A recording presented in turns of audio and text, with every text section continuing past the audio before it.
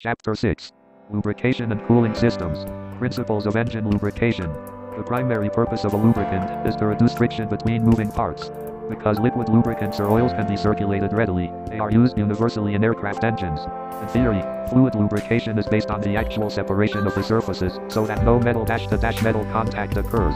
As long as the oil film remains unbroken, metallic friction is replaced by the internal fluid friction of the lubricant. Under ideal conditions, friction and wear are held to a minimum. Oil is generally pumped throughout the engine to all areas that require lubrication. Overcoming the friction of the moving parts of the engine consumes energy and creates unwanted heat. The reduction of friction during engine operation increases the overall potential power output. Engines are subjected to several types of friction. 6-1. Types of friction. Friction may be defined as the rubbing of one object or surface against another. One surface sliding over another surface causes sliding friction, as found in the use of plain bearings. The surfaces are not completely flat or smooth, and have microscopic defects that cause friction between the two moving surfaces. Open bracket figure 6-1 close bracket rolling friction is created when a roller or sphere rolls over another surface, such as with ball or roller bearings, also referred to as anti-friction bearings. The amount of friction created by rolling friction is less than that created by sliding friction, and this bearing uses an outer race and an inner race with balls, or steel spheres, rolling between the moving parts or races. Another type of friction is wiping friction, which occurs between gear teeth. With this type of friction, pressure can vary widely and loads applied to the gears can be extreme, so the lubricant must be able to withstand the loads. Functions of engine oil. In addition to reducing friction, the oil film acts as a cushion between metal parts. Open bracket figure 6-2 close bracket. This cushioning effect is particularly important for such parts as reciprocating engine. Friction from metal-to-metal contact. Figure 6-1. Two moving surfaces in direct contact create excessive friction. Oil film between parts preventing metal-to-metal contact, reducing friction. Figure 6-2. Oil film acts as a cushion between two moving surfaces. Crankshafts and connecting rods, which are subject to shock loading. As the piston is pushed down on the power stroke, it applies loads between the connecting rod bearing and the crankshaft journal. The load-bearing qualities of the oil must prevent the oil film from being squeezed out, causing metal-to-metal contact in the bearing. Also, as oil circulates through the engine, it absorbs heat from the pistons and cylinder walls. In reciprocating engines, these components are especially dependent on the oil for cooling. Oil cooling can account for up to 50% of the total engine cooling and is an excellent medium to transfer the heat from the engine to the oil cooler. The oil also aids in forming a seal between the piston and the cylinder wall to prevent leakage of the gases from the combustion chamber. Oils clean the engine by reducing abrasive wear by picking up foreign particles and carrying them to a filter where they are removed. The dispersant, an additive, in the oil holds the particles in suspension and allows the filter to trap them as the oil passes through the filter. The oil also prevents corrosion on the interior of the engine by leaving a coating of oil on parts when the engine is shut down. This is one of the reasons why the engine should not be shut down for long periods of time. The coating of oil preventing corrosion will not last on the parts, allowing them to rust or corrode. The engine's oil is the lifeblood of the engine, and it is very important for the engine to perform its function and to extend the length between overhauls. Requirements and characteristics of reciprocating engine lubricants. While there are several important properties that satisfactory reciprocating engine oil must possess, its viscosity is most important in engine operation. The resistance of an oil to flow is known as its viscosity. Oil that flows slowly is viscous, or has a high viscosity. If it flows freely, it has a low viscosity. Unfortunately, the viscosity of oil is affected by temperature. It was not uncommon for earlier grades of oil to become practically solid in cold weather, increasing drag and making circulation almost impossible. Other oils may become so thin at high temperatures that the oil film is broken, causing a low load carrying ability, resulting in rapid wear of the moving parts. The oil selected for aircraft engine lubrication must be light enough to circulate freely at cold temperatures, yet heavy enough to provide the proper oil film at engine operating temperatures. Since lubricants vary in properties and since no one oil is satisfactory for all engines and all operating conditions, it is extremely important that only the approved Greater Society of Automotive Engineers open parent SAE closed parent rating be used. 6-2. Several factors must be considered in determining the proper grade of oil to use in a particular engine, the most important of which are the operating load, rotational speeds, and operating temperatures. The grade of the lubricating oil to be used is determined by the operating conditions to be met in the various types of engines. The oil used in aircraft reciprocating engines has a relatively high viscosity required by: 1. Large engine operating clearances due to the relatively large size of the moving parts, the different materials used, and the different rates of expansion of the various materials. 2. High operating temperatures, and 3. High bearing pressures. Viscosity. Generally, Commercial aviation oils are classified by a number, open parent such as 80, 100, 140, etc. Closed parent that is an approximation of the viscosity as measured by a testing instrument called the Sabelt Universal Viscosimeter. In this instrument, a tube holds a specific quantity of the oil to be tested. The oil is brought to an exact temperature by a liquid bag surrounding the tube. The time in seconds required for exactly 60 cubic centimeters of oil to flow through an accurately calibrated orifice is recorded as a measure of the oil's viscosity. If actual Sabelt values were used to designate the viscosity of oil, there would probably be several hundred grades of oil. To simplify the selection of oils, they are often classified under an SAE system that divides all oils into 7 groups: open parent SAE 10 to 70, closed parent according to viscosity at either 130 degrees F or 210 degrees F. SAE ratings are purely arbitrary and bear no direct relationship to the Sabelt or other ratings. The letter W occasionally is included in the SAE number giving a designation, such as SAE 20W. This W indicates that the oil, in addition to meeting the viscosity requirements at the testing temperature specifications, is satisfactory oil for winter use in cold climates. This should not be confused with the W used in front of the grade or weight number that indicates the oil is of the ashless dispersant type. Although the SAE scale has eliminated some confusion in the designation of lubricating oils, it must not be assumed that this specification covers all the important viscosity requirements. An SAE number indicates only the viscosity grade or relative viscosity. It does not indicate quality or other essential characteristics. It is well known that there are good oils and inferior oils that have the same viscosities at a given temperature and, therefore, are subject to classification in the same grade. The SAE letters on an oil container are not an endorsement or recommendation of the oil by the SAE. Though each grade of oil is rated by an SAE number, depending on its specific use, it may be rated with a commercial aviation grade number or an Army and Navy specification number. The correlation between these grade numbering systems is shown in Figure 6-3. Viscosity Index. The viscosity index is a number that indicates the effect of temperature changes on the viscosity with the oil. When oil has a low viscosity index, it signifies a relatively large change of viscosity of increased temperature. The oil becomes thin at high temperatures and thick at low temperatures. Oils with a high viscosity index have small changes in viscosity over a wide temperature range. The best oil for most purposes is one that maintains a constant viscosity throughout temperature changes. Oil having a high viscosity index resists excessive thickening when the engine is subjected to cold temperatures. This allows for rapid cranking speeds during starting and prompt oil circulation during initial startup. This oil resists excessive thinning when the engine is at operating temperature and provides full lubrication and bearing load protection. Flash point and fire point. Flash point and fire point are determined by laboratory tests that show the temperature at which a liquid begins to give off ignitable vapors, flash, and the temperature at which there are sufficient vapors to support a fire. These points are established for engine oils to determine that they can withstand the high temperatures encountered in an engine. Cloud point and pour point. Cloud point and pour point also help to indicate suitability. The cloud point of oil is the temperature at which its wax content, normally held in solution, begins to solidify and separate into tiny crystals, causing the oil to appear cloudy or hazy. The pour point of oil is the lowest temperature at which it flows, or can be poured. Commercial aviation no. Commercial SAE no. Army and Navy specification no. 65, 80, 100, 120, 140, 30, 40, 50, 60, 70, 1065, 1080, 1100, 1120. Figure 6-3. Grade designations for aviation oils. 6-3. Specific gravity. Specific gravity is a comparison of the weight of the substance to the weight of an equal volume of distilled water at a specified temperature. As an example, water weighs approximately 8 pounds to the gallon. Oil with a specific gravity of 0.9 would weigh 7.2 pounds to the gallon. In the early years, the performance of aircraft piston engines was such that they could be lubricated satisfactorily by means of straight mineral oils, blended from specially selected petroleum-based stocks. Oil grades 65, 80, 100, and 120 are straight mineral oils blended from selected high-viscosity index base oils. These oils do not contain any additives, except for very small amounts of pour point depressant, which helps improve fluidity at very low temperatures, and an antioxidant. This type of oil is used during the break-dashing period of a new aviation piston engine or those recently overhauled.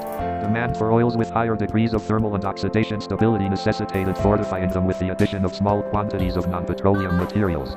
The first additives incorporated in straight mineral piston engine oils were based on the metallic salts of barium and calcium. In most engines, the performance of these oils with respect to oxidation and thermal stability was excellent, but the combustion chambers of the majority of engines could not tolerate the presence of the ash deposits derived from these metal ash-containing additives. To overcome the disadvantages of harmful combustion chamber deposits, a non-metallic open parent i.e., non-ash forming, polymeric closed parent additive was developed that was incorporated in blends of selected mineral oil-based stocks. W oils are of the ashless type, and are still in use. The ashless dispersant grades contain additives, one of which has a viscosity stabilizing effect that removes the tendency of the oil to thin out at high oil temperatures, and thicken at low oil temperatures. The additives in these oils extend operating temperature range and improve cold engine starting and lubrication of the engine during the critical warm dash-up period, permitting flight through wider ranges of climatic changes without the necessity of changing oil. Semi-synthetic multi-grade SAE W15W50 oil for piston engines has been in use for some time. Oils W80, W100, and W120 are ashless dispersant oils specifically developed for aviation piston engines. They combine non-metallic additives with selected high-viscosity index base oils to give exceptional stability, dispersancy, and anti-foaming performance. Dispersancy is the ability of the oil to hold particles in suspension until they can either be trapped by the filter or drained at the next oil change. The dispersancy additive is not a detergent, and does not clean previously formed deposits from the interior of the engine. Some multi-grade oil is a blend of synthetic and mineral-based oil semi-synthetic, plus a highly effective additive package, and is added due to concern that fully synthetic oil may not have the solvency to handle the lead deposits that result from the use of leaded fuel. As multi-grade oil, it offers the flexibility to lubricate effectively over a wider range of temperatures than monograde oils. Compared to monograde oil, multi-grade oil provides better cold dash start protection, and a stronger lubricant film open pair and higher viscosity closed pair in the typical operating temperatures. The combination of non-metallic, anti-wear additives and selected high-viscosity index mineral and synthetic base oils give exceptional stability, dispersancy, and anti-foaming performance. Startup can contribute up to 80% of normal engine wear due to lack of lubrication during the start dash-up cycle. The more easily the oil flows to the engine's components at startup, the less wear occurs. The ashless dispersant grades are recommended for aircraft engines subjected to wide variations of ambient temperature, particularly the turbocharged series engines that require oil to activate the various turbo controllers. At temperatures below 20 degrees F, reheating of the engine and oil supply tank is normally required regardless of the type of oil used. Premium, semi-synthetic multi-grade ashless dispersant oil is a special blend of a high-dash quality mineral oil and synthetic hydrocarbons with an advanced additive package that has been specifically formulated for multi-grade applications. The ashless anti-wear additive provides exceptional wear protection for wearing surfaces. Many aircraft manufacturers add approved preservative lubricating oil to protect new engines from rust and corrosion at the time the aircraft leaves the factory. This preservative oil should be removed at end of the first 25 hours of operation. When adding oil during the period when preservative oil is in the engine, use only aviation-grade straight mineral oil or ashless dispersant oil, as required, of the viscosity desired. If ashless dispersant oil is used in a new engine, or a newly overhauled engine, high oil consumption might possibly be experienced. The additives in some of these ashless dispersant oils may retard the break-in of the piston rings and cylinder walls. This condition can be avoided by the use of mineral oil until normal oil consumption is obtained, and change to the ashless dispersant oil. Mineral oil should also be used following the replacement of one or more cylinders, or until the oil consumption has stabilized. In all cases, refer to the manufacturer's information when oil type or time and service is being considered. 6-4. Reciprocating engine lubrication systems.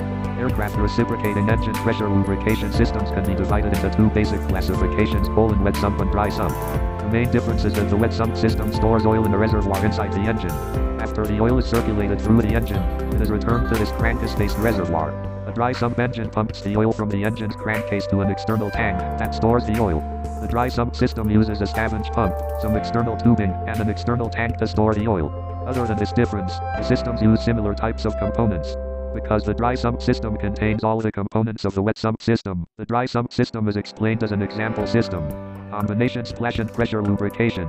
The lubricating oil is distributed to the various moving parts of a typical internal combustion engine by one of the three following methods: pressure, splash, or a combination of pressure and splash. The pressure lubrication system is the principal method of lubricating aircraft engines. Splash lubrication may be used in addition to pressure lubrication on aircraft engines, but it is never used by itself. Aircraft engine lubrication systems are always either the pressure type or the combination pressure and splash type, usually the latter. The advantages of pressure lubrication are: 1. Positive introduction of oil to the bearings. 2. Cooling effect caused by the large quantities of oil that can be pumped or circulated through a bearing. 3. Satisfactory lubrication in various attitudes of flight. Lubrication system requirements. The lubrication system of the engine must be designed and constructed so that it functions properly within all flight attitudes and atmospheric conditions that the aircraft is expected to operate. In wet sump engines, this requirement must be met when only half of the maximum lubricant supply is in the engine. The lubrication system of the engine must be designed and constructed to allow installing a means of cooling the lubricant. The crankcase must also be vented to the atmosphere to preclude leakage of oil from excessive pressure. Dry sump oil systems. Many reciprocating and turbine aircraft engines have pressure dry sump lubrication systems. The oil supply in this type of system is carried in a tank. A pressure pump circulates the oil through the engine. Scavenger pumps then return it to the tank as quickly as it accumulates in the engine sumps. Need for a separate supply tank is apparent when considering the complications that would result if large quantities of oil were carried in the engine crankcase. On multi-engine aircraft, each engine is supplied with oil from its own complete and independent system. Although the arrangement of the oil systems in different aircraft varies widely and the units of which they are composed differ in construction details, the functions of all such systems are the same. The study of one system clarifies the general operation and maintenance requirements of other systems. The principal units in a typical reciprocating engine dry sump oil system include an oil supply tank, an engine-driven pressure oil pump, a scavenge pump, an oil cooler with an oil cooler control valve, oil tank vent, necessary tubing, and pressure and temperature indicators. Open bracket figure 6-4 close bracket. Oil tanks. Oil tanks are generally associated with a dry sump lubrication system, while a wet sump system uses the crankcase of the engine to store the oil.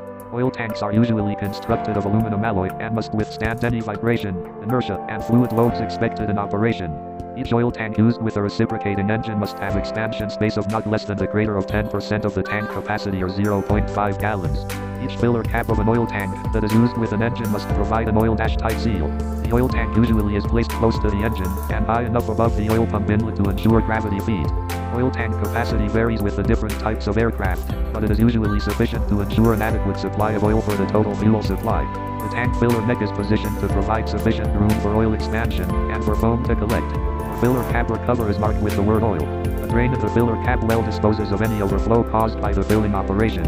Oil tank vent lines are provided to ensure proper tank ventilation in all attitudes of flight. These lines are usually connected to the engine crankcase to prevent the loss of oil through the vents. This indirectly vents the tanks to the atmosphere through the crankcase breather. Early large radial engines had many gallons of oil in their tank. To help with engine warm-up, some oil tanks had a built-in hopper or temperature accelerating well. Open bracket figure 6-5 close bracket. This well extended from the oil return fitting on top of the oil tank to the outlet fitting in the sump in the bottom of the tank. In some systems, the hopper tank is open to the main oil supply at the lower end. Other systems have flapper-type valves that separate the main oil supply from the oil in the hopper. 6-5. Supply, pressure, vent, return, drain, oil pressure gauge, oil press, engine breather, scavenger pump, oil temp, oil cooler, oil tank vent, oil pressure pump, oil press, oil temp, oil temperature gauge, oil tank, scupper drain, flexible weighted internal hose assembly, oil tank drain valve. Figure 6-4, oil system schematic, hopper tank, baffles. Figure 6-5, oil tank with hopper. The opening at the bottom of the hopper in one type, and the flapper valve-controlled openings in the other allow oil from the main tank to enter the hopper and replace the oil consumed by the engine. Whenever the hopper tank includes the flapper-controlled openings, the valves are operated by differential oil pressure. By separating the circulating oil from the surrounding oil in the tank, less oil is circulated. This hastens the warming of the oil when the engine was started. Very few of these types of tanks are still in use, and most are associated with radial engine installations. Generally, the return line in the top of the tank is positioned to discharge the returned oil against the wall of the tank in a swirling motion. This method considerably reduces foaming that occurs when oil mixes with air. Baffles in the bottom of the oil tank break up this swirling action to prevent air from being drawn into the inlet line of the oil pressure pump. Foaming oil increases in volume and reduces its ability to provide proper lubrication.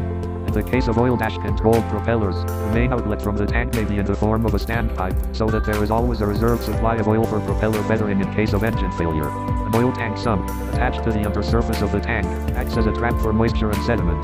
Open bracket figure 6-4 close bracket. The water and sludge can be drained by manually opening the drain valve in the bottom of the sump.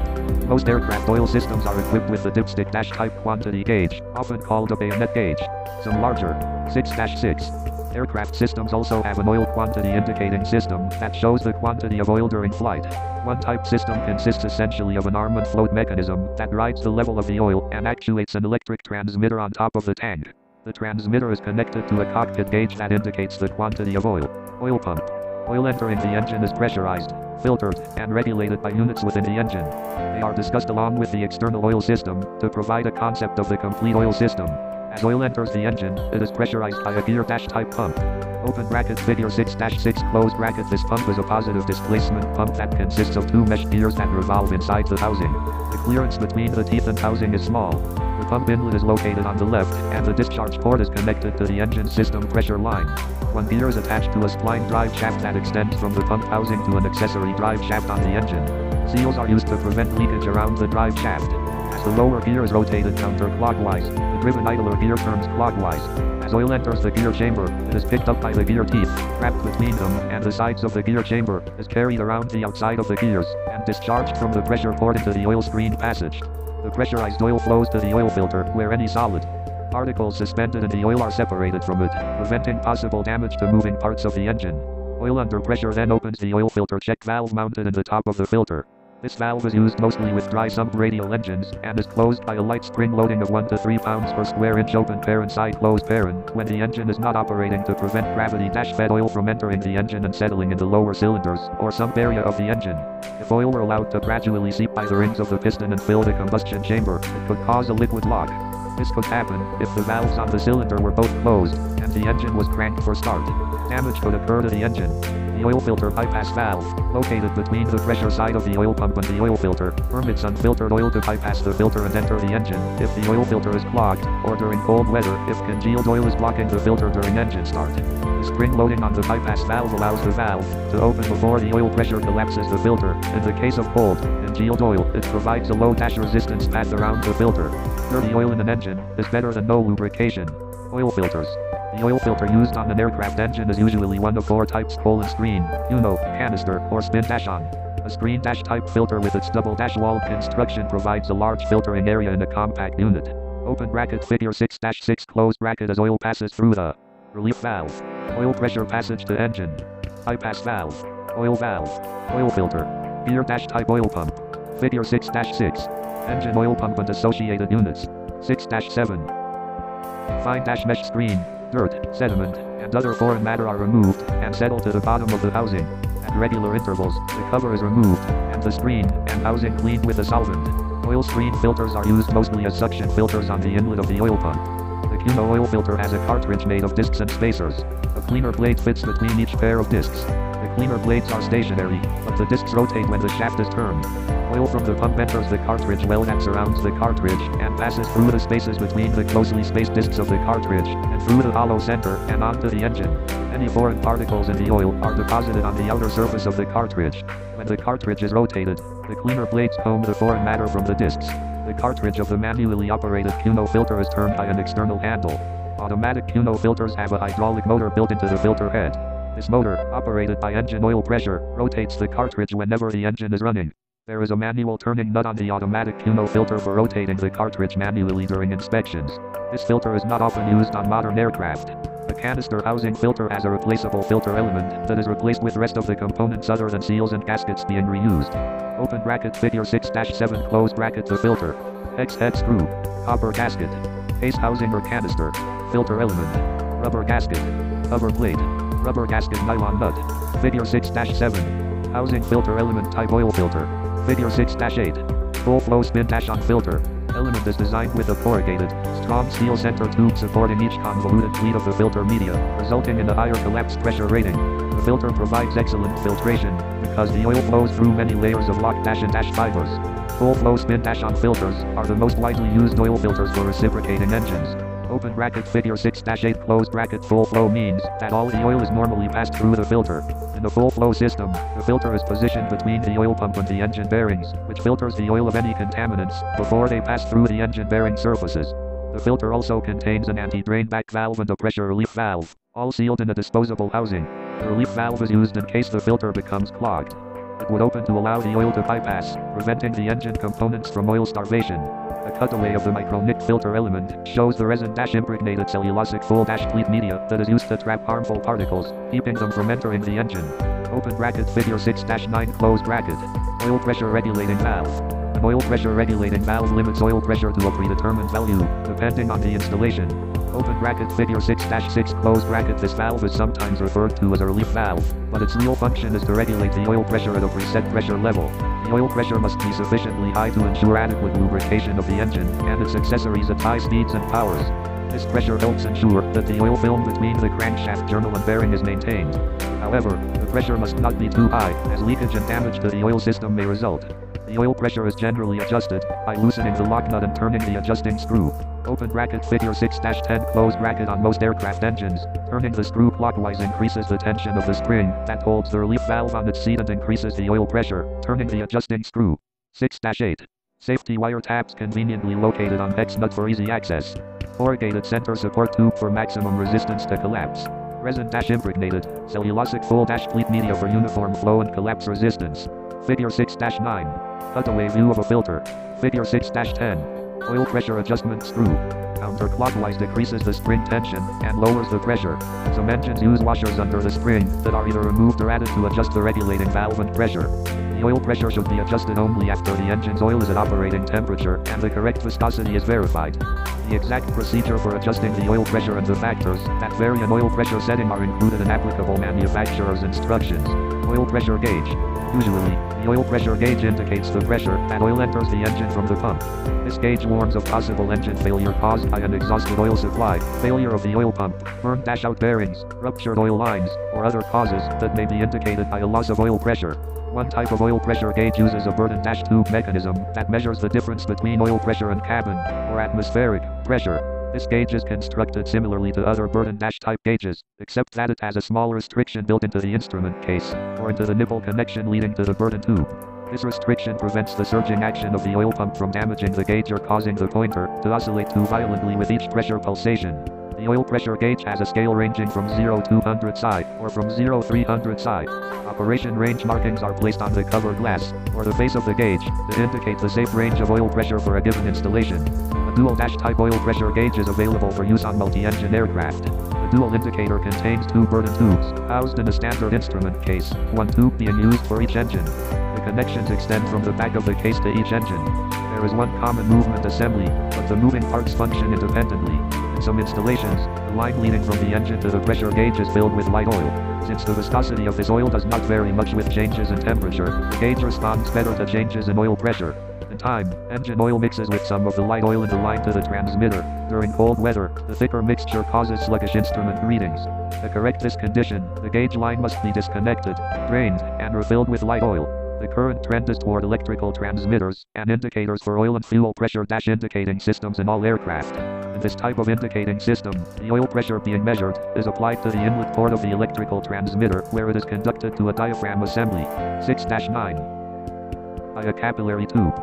The motion produced by the diaphragm's expansion and contraction is amplified through a lever and gear arrangement.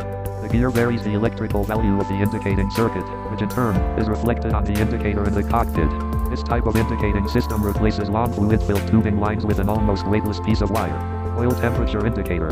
In dry-sump lubricating systems, the oil temperature bulb may be anywhere in the oil inlet line between the supply tank and the engine. Oil systems for wet-sump engines have the temperature bulb located where it senses oil temperature after the oil passes through the oil cooler. In either system, the bulb is located so that it measures the temperature of the oil before it enters the engine's hot sections. An oil temperature gauge in the cockpit is connected to the oil temperature bulb by electrical leads. The oil temperature is indicated on the gauge. Any malfunction of the oil cooling system appears as an abnormal reading. Oil cooler. The cooler, either cylindrical or elliptical shaped, consists of a core enclosed in a double-walled shell. The core is built of copper or aluminum tubes with the tube ends formed to a hexagonal shape and joined together in the honeycomb effect. Open bracket figure 6-11 close bracket. The ends of the copper tubes of the core are soldered, whereas aluminum tubes are brazed or mechanically joined. The tubes touch only at the ends, so that a space exists between them along most of their lengths. This allows oil to flow through the spaces between the tubes, while the cooling air passes through the tubes. Inlet from engine. Outlet from bypass jacket. Baffles. Outlet from core. Bypass jacket core. Figure 6-11. Oil cooler. The space between the inner and outer shells is known as the annular or bypass jacket. Two paths are open to the flow of oil through a cooler. From the inlet, it can flow halfway around the bypass jacket, enter the core from the bottom, and then pass through the spaces between the tubes and out to the oil tank. This is the path the oil follows when it is hot enough to require cooling. As the oil flows through the core, it is guided by baffles that force the oil to travel back and forth several times before it reaches the core outlet. The oil can also pass from the inlet completely around the bypass jacket to the outlet without passing through the core. Oil follows this bypass route when the oil is cold or when the core is blocked with thick, congealed oil. Oil cooler flow control valve. As discussed previously, the viscosity of the oil varies with its temperature. Since the viscosity affects its lubricating properties, the temperature at which the oil enters an engine must be held within close limits. Generally, the oil leaving an engine must be cooled before it is recirculated. Obviously, the amount of cooling must be controlled if the oil is to return to the engine at the correct temperature. The oil cooler flow control valve determines which of the two possible paths the oil takes through the oil cooler. Open bracket figure 6-12 close bracket. There are two openings in the flow control valve that fit over the corresponding outlets at the top of the cooler. When the oil is cold, the bellows within the flow control contracts and lifts a valve from its seat. Under this condition, oil entering the cooler has a choice of two outlets and two paths. Following the path of least resistance, the oil flows around the jacket and out past the thermostatic valve to the tank. This allows the oil to warm up quickly and, at the same time, heats the oil in the core. As the oil warms up and reaches its operating temperature, the bellows of the thermostat expand and closes the outlet from the bypass jacket. The oil cooler flow control valve, located on the oil cooler, must now flow oil through the core of the oil cooler. No matter which path it takes through the cooler, the oil always flows over the bellows of the thermostatic valve. As the name implies, this unit regulates the temperature by either cooling the oil or passing it onto the tank without cooling, depending on the temperature at which it leaves the engine. Surge protection valves. When oil in the system is congealed, the scavenger pump may build up a very high pressure in the oil return line. To prevent this high pressure from bursting the oil cooler or blowing off the hose connections, some aircraft have surge protection valves in the engine lubrication systems. One type of surge valve is incorporated in the oil cooler flow control valve. Another type is a separate unit in the oil return line. Open bracket figure 6-12 close bracket. 6-10. Surge condition cold oil flow hot oil flow. A. B C. D. E. F. G H. Control valve outlet eject valve. C surge valve D control valve inlet. E poppet valve F bypass jacket. G core outlet H bypass jacket outlet. Figure 6-12. Control valve with surge protection. The surge protection valve incorporated in the flow control valve is the more common type.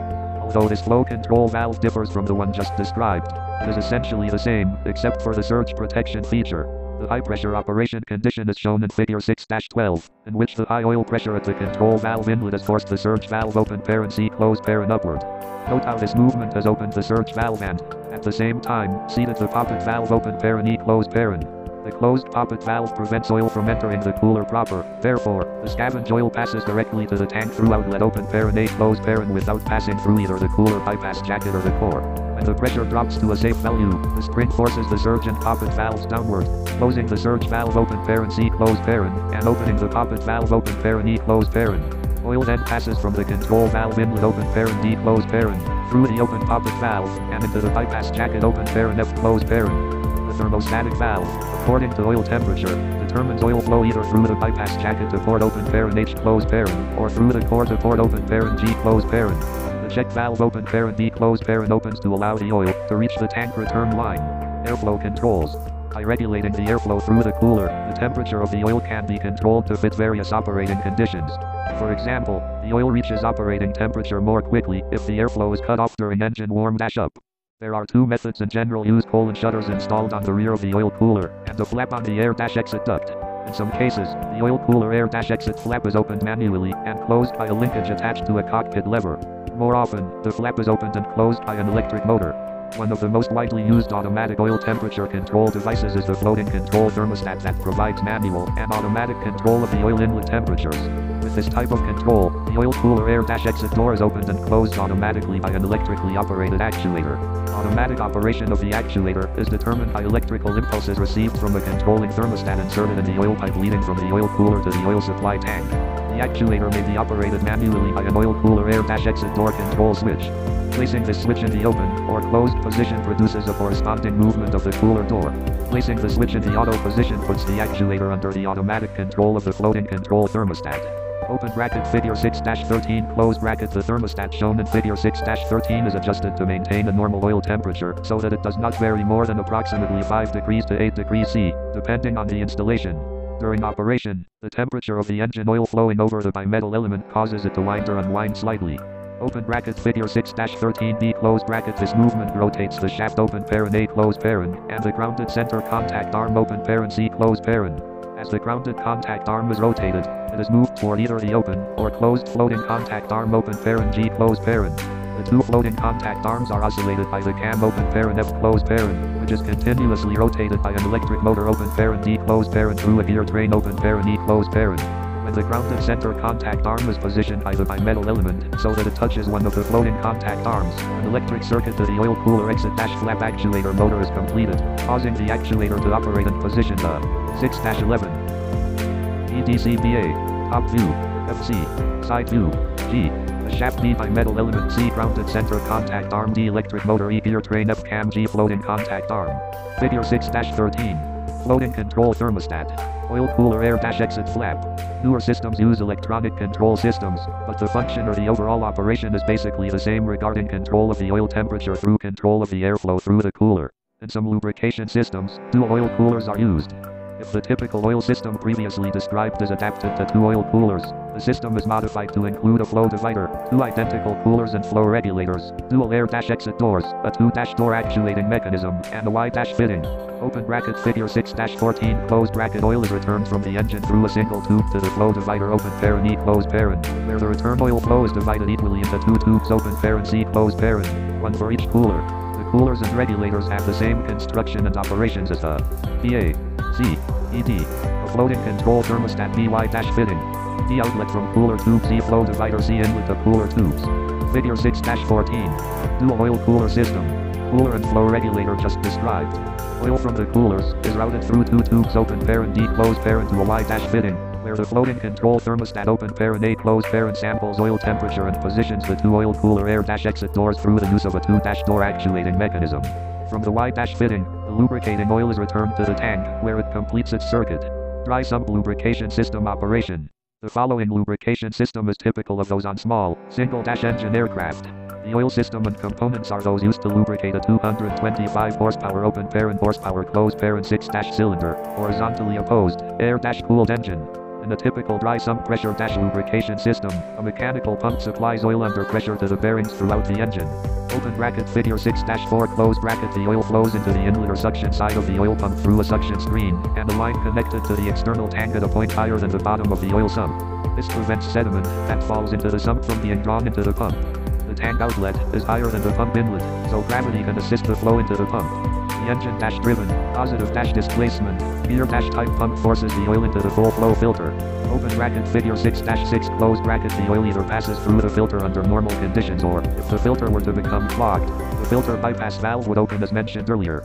In the bypass position, the oil would not be filtered. As seen in figure 6-6, the regulating open parent relief closed parent valve senses when system pressure is reached and opens enough to bypass oil to the inlet side of the oil pump. Then, the oil flows into a manifold that distributes the oil through drilled passages to the crankshaft bearings and other bearings throughout the engine. Oil flows from the main bearings through holes drilled in the crankshaft to the lower connecting rod bearings. Open bracket figure 6-15 closed bracket. 6-12. Camshaft bearing. Crankshaft bearing. Idler shaft bushing. The propeller. Starter bushing. Accessory drive bushing. Governor pad. Hydraulic lifters. Oil pressure relief valve past the sump. Oil pressure gauge connection. Oil cooler. Oil sump pick up. Oil filter. Oil temperature control valve. Figure 6-15. Oil circulation through the engine. Oil reaches a hollow camshaft open parent in an inline or opposed engine closed parent, or a cam plate or cam drum open parent in a radial engine closed parent, through a connection with the end bearing or the main oil manifold. It then flows out to the various camshaft, cam drum, or cam plate bearings and the cams. The engine cylinder surfaces receive oil sprayed from the crankshaft and also from the crankpin bearings. Since oil seeps slowly through the small crankpin clearances before it is sprayed on the cylinder walls, considerable time is required for enough oil to reach the cylinder walls, especially on a cold day when the oil flow is more sluggish. This is one of the chief reasons for using modern multi-viscosity oils that flow well at low temperatures. When the circulating oil has performed its function of lubricating and cooling the moving parts of the engine, it drains into the sumps in the lowest parts of the engine. Oil collected in these sumps is picked up by gear generator-type scavenger pumps as quickly as it accumulates. These pumps have a greater capacity than the pressure pump. This is needed because the volume of the oil has generally increased due to foaming open parent mixing with air closed parent. On dry sump engines, this oil leaves the engine, passes through the oil cooler, and returns to the supply tank. The thermostat attached to the oil cooler controls oil temperature by allowing part of the oil to flow through the cooler and part to flow directly into the oil supply tank. This arrangement allows hot engine oil with a temperature still below 65 degrees C open parent 150 degrees F closed parent to mix with the cold uncirculated oil in the tank. This raises the complete engine oil supply to operating temperature in a shorter period of time. Wet-sump lubrication system operation. A simple form of a wet-sump system is shown in figure 6-16. The system consists of a sump, or pan in which the oil supply is contained. The oil supply is limited by the sump open parent oil pan closed parent capacity. The level open parent quantity closed parent of oil is indicated, or measured by a vertical rod, that protrudes into the oil from an elevated. 6-13. Figure 6-16. Basic wet-sump oil system. Hole on top of the crankcase. In the bottom of the sump open parent oil pan closed parent is a screen strainer having a suitable mesh, or series of openings, to strain undesirable particles from the oil, and yet pass sufficient quantity to the inlet or open parent suction closed parent side of the oil pressure pump. Figure 6-17 shows a typical oil sump that has the intake tube running through it. This preheats the fuel-air mixture before it enters the cylinders. The rotation of the pump, which is driven by the engine, causes the oil to pass around the outside of the gears. Open bracket figure 6-6 closed bracket. This develops a pressure in the crankshaft oiling system open parent drilled passage holes closed parent. The variation in the speed of the pump from idling to full throttle operating range of the engine, and the fluctuation of oil viscosity, because of temperature changes, are compensated by the tension on the relief valve spring. The pump is designed to create a greater pressure than required to compensate for wear of the bearings or thinning out of oil.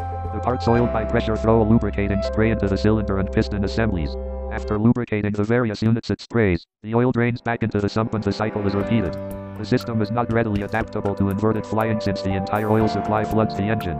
Lubrication system maintenance practices. Oil tank. The oil tank, constructed of welded aluminum, is serviced open parent filled closed parent through a filler neck located on the tank, and equipped with a spring-loaded locking cap. Inside the tank, a weighted, flexible rubber oil hose is mounted, so that it is repositioned automatically to ensure oil pickup during all maneuvers. A dipstick guard is welded inside the tank for the protection of the flexible oil hose assembly. During normal flight, the oil tank is vented to the engine crankcase by a flexible line at the top of the tank. The location of the oil system components in relation to each other and to the engine is shown in figure 6-18. Repair of an oil tank usually requires that the tank be removed. The removal and installation procedures normally remain the same regardless of whether the engine is removed or not. First, the oil must be drained. Most light aircraft provide an oil drain similar to that shown in figure 6-19. On some aircraft, the normal ground attitude of the aircraft may prevent the oil tank from draining completely. If the amount of undrained oil is excessive, the aft portion of the tank can be raised slightly after the tank straps have been loosened to complete the drainage.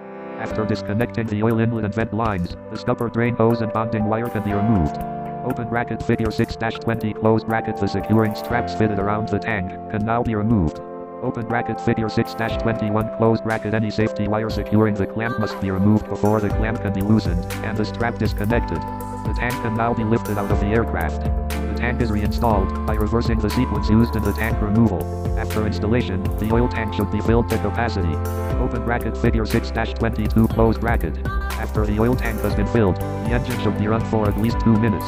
Then, the oil level should be checked and, if necessary, sufficient oil should be added to bring the oil up to the proper level on the dipstick. Open bracket figure 6-23 closed bracket. Oil cooler. The oil cooler used with this aircraft's supposed type engine is the honeycomb type. Open bracket figure 6-24 closed bracket. With the engine operating and an oil temperature below 65 degrees C open parent 150 degrees F closed parent, oil cooler bypass valve opens allowing oil to bypass the core. This valve begins to close when the oil temperature reaches approximately 65 degrees C open parent 150 degrees F closed parent. When the oil temperature, figure 6-17, wet-sump system sump with intake tube running through it. 6-14. 1. 10. 1 engine breather 2 oil outlet. 3 oil inlet. 4 oil temperature gauge 5 oil pressure gauge. 6 oil tank 7 oil filter. 8 oil tank drain. 9 oil tank vent line 10 engine oil pressure line. 2. 4. 9. 3. 6. 5. 7. 8. Figure 6-18. Oil system perspective. Supply pressure return drain vent. Figure 6-20. Disconnect oil lines. Figure 6-19. Oil tank drain. 6-15. Figure 6-21. Removal of securing straps. Figure 6-24. Oil cooler. Oil temperature bulbs. Most oil temperature bulbs are mounted in the pressure oil screen housing. They relay an indication of engine oil inlet temperature to the oil temperature indicators mounted on the instrument panel. Temperature bulbs can be replaced by removing the safety wire and disconnecting the wire leads from the temperature bulbs, then removing the temperature bulbs using the proper wrench. Open bracket figure 6-25 close bracket. Figure 6-22. Filling an oil tank. Pressure and scavenge oil screens. Sludge accumulates on the pressure and scavenges oil screens during engine operation. Open bracket figure 6-26 close bracket. These screens must be removed, inspected, and cleaned at the intervals specified by the manufacturer. Typical removal procedures include removing the safety devices and loosening the oil screen housing or cover plate. A suitable container should be provided to collect the oil that drains from the filter housing or cavity. The container must be clean so that the oil collected in it can be examined for foreign particles. Any contamination already present in the container gives a false indication of the engine condition. This could result in a premature engine removal. After the screens are removed, they should be inspected for contamination and for the presence of metal particles that may indicate possible engine internal wear, damage, or in extreme cases, engine failure. The screen must be cleaned prior to reinstalling in the engine. In some cases, reaches 85 degrees C open parent 185 degrees F closed parent, plus or minus 2 degrees C, the valve is closed completely, diverting all oil flow through the cooler core. Figure 6-23. Checking oil level with dipstick. 6-16. Decrease. Increase. Figure 6-27. Oil pressure relief valve adjustment. Figure 6-25. Removing oil temperature bulb. It is necessary to disassemble the filter for inspection and cleaning. The manufacturer's procedure should be followed when disassembling and reassembling an oil screen assembly. When reinstalling a filter or screen, use new O-dash rings and gaskets and tighten the filter housing or cover retaining nuts to the torque value specified in the applicable maintenance manual. Filters should be safetied as required.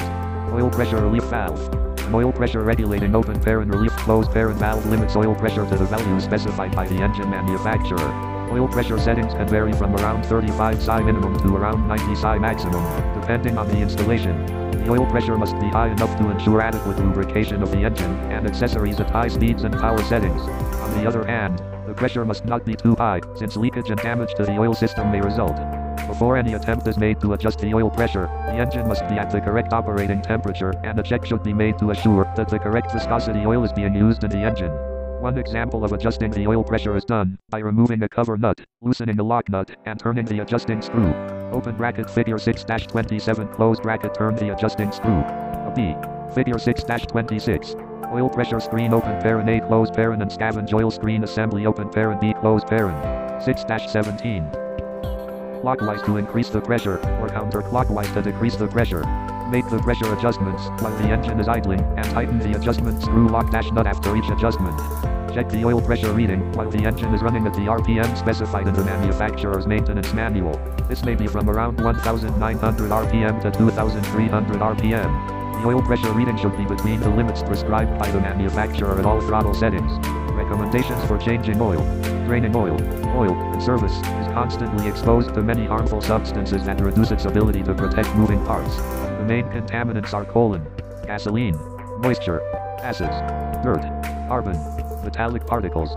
Because of the accumulation of these harmful substances, common practice is to drain the entire lubrication system at regular intervals and refill with new oil. The time between oil changes varies with each make and model aircraft and engine combination. In engines that have been operating on straight mineral oil for several hundred hours, a change to ashless dispersant oil should be made with a degree of caution as the cleaning action of some ashless dispersant oils tends to loosen sludge deposits and cause plugged oil passages.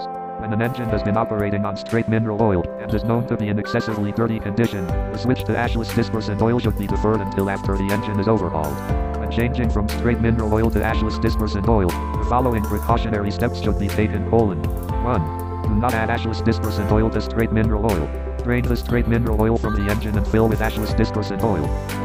2. Do not operate the engine longer than 5 hours before the first oil change. 3.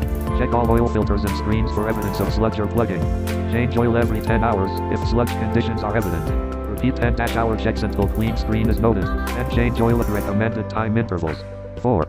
All turbocharged engines must be broken in and operated with ashless dispersant oil. Oil and filter change and screen cleaning. One manufacturer recommends that for new, remanufactured, or newly overhauled engines, and for engines with any newly installed cylinders, the oil should be changed after the first replacement/screen cleaning at 25 hours. The oil should be changed, filter replaced, or pressure screen cleaned, and oil sump suction screen cleaned and inspected. A typical interval for oil change is 25 hours, along with a pressure screen cleaning and oil sump suction screen check for all engines employing a pressure screen system. Typical 50-hour interval oil changes generally include the oil filter replacement and suction screen check for all engines using full flow filtration systems. A time maximum of 4 months between servicing is also recommended for oil system service. Oil filter removal canister type housing. Remove the filter housing from the engine by removing the safety wire and loosening the X head screw and housing by turning counterclockwise and removing the filter from the engine. Open bracket figure 6-7 close bracket. Remove the nylon nut that holds the cover plate on the engine side of the filter. Remove the cover plate, X head screw from the housing. To remove the spin dash on type of filter, cut the safety wire and use the wrench pad on the rear of the filter to turn the filter counterclockwise and remove filter. Inspect the filter element as described in the following paragraph. Discard old gaskets and replace with new replacement kit gaskets. Oil filter / screen content inspection.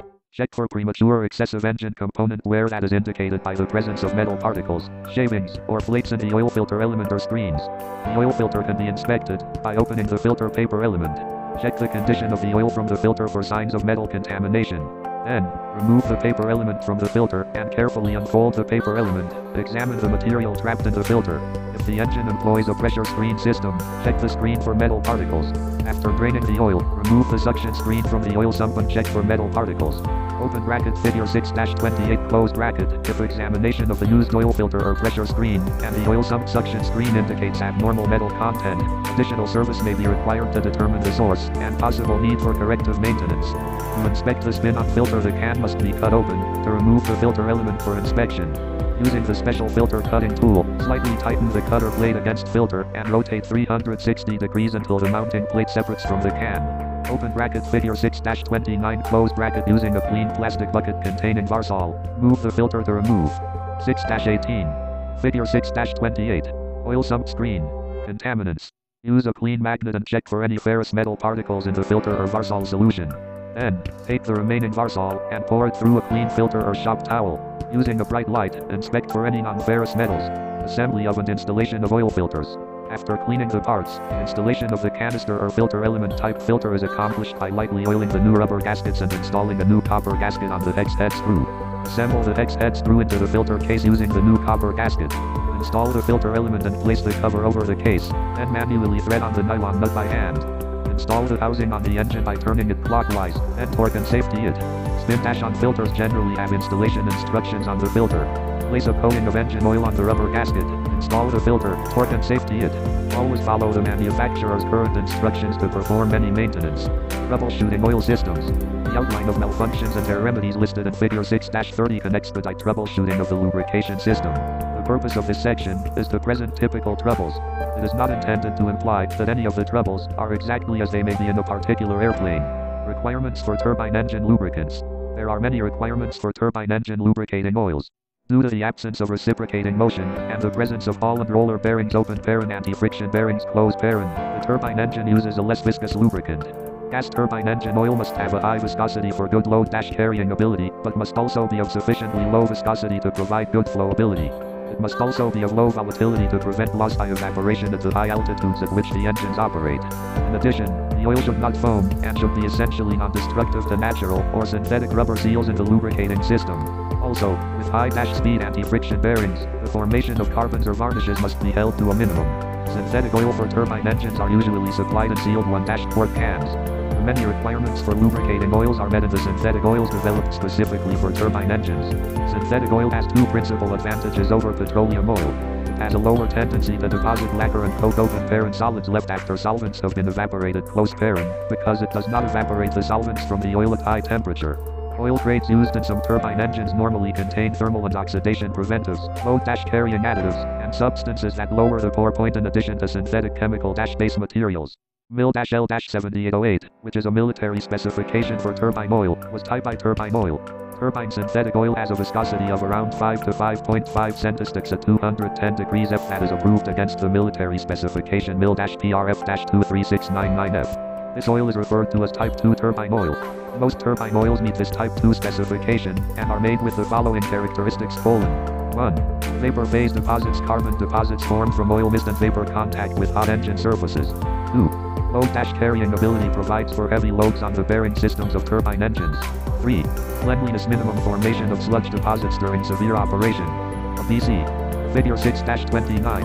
Cutting open the spin-on type oil filter using a special filter cutter. 6-19. Trouble isolation procedure remedy. 1. Excessive oil consumption. 2. High or low indicated oil pressure. 3. High or low indicated oil temperature. 4. Oil foaming. Oil line leakage. Check external lines for evidence of oil leakage. Replace or repair defective lines. Accessory seal leakage. Check for leaked accessories immediately after replace accessory and / or defective engine operation. Accessory oil seal. Low grade of oil fill tank with proper grade oil. Failing or failed bearing. Check sump and oil pressure pump screen for replace engine if metal particles are found. Material particles. Defective pressure gauge. Check indicator. Replace indicator if defective.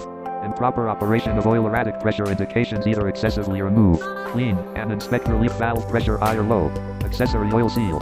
Inadequate oil supply. Check oil quantity. Fill oil tank. Diluted or contaminated oil drain engine and tank. Refill tank. Clogged oil screen. Remove and clean oil screen. Oil viscosity incorrect. Make sure correct oil is being used. Drain engine and tank. Refill tank. Oil pump pressure relief. Check pressure relief valve adjustment. Make correct adjustment on oil pump valve adjustment. Incorrect pressure relief valve. Defective temperature gauge. Check indicator. Replace indicator if defective. Inadequate oil supply. Check oil quantity. Fill oil tank. Diluted or contaminated oil drain engine and tank. Refill tank. Obstruction in oil tank. Check tank. Drain oil and remove obstruction. Clogged oil screen. Remove and clean oil screens. Obstruction in oil cooler. Check cooler for blocked or deformed passages. Replace oil cooler if defective. Passages. Diluted or contaminated oil drain engine and tank. Refill tank. Oil level in tank too high. Check oil quantity. Drain excess oil from tank. Figure 6-30. Oil system troubleshooting procedures. 4. Bulk stability resistance to physical or chemical change resulting from oxidation. Permits long periods of serve operation without significant increase in viscosity or total acidity. The main indicators of oxidation. 5. Compatibility. Most turbine oil is compatible with other oils that meet the same military specification. But, most engine manufacturers do not recommend the indiscriminate mixing of approved oil brands, and this is not a generally accepted practice. 6. Seal wear essential for the life of engines with carbon seals that lubricant properties prevent wear of the carbon at the carbon seal base. Turbine oil health and safety precautions. Under normal conditions, the use of turbine oil presents a low health risk for humans.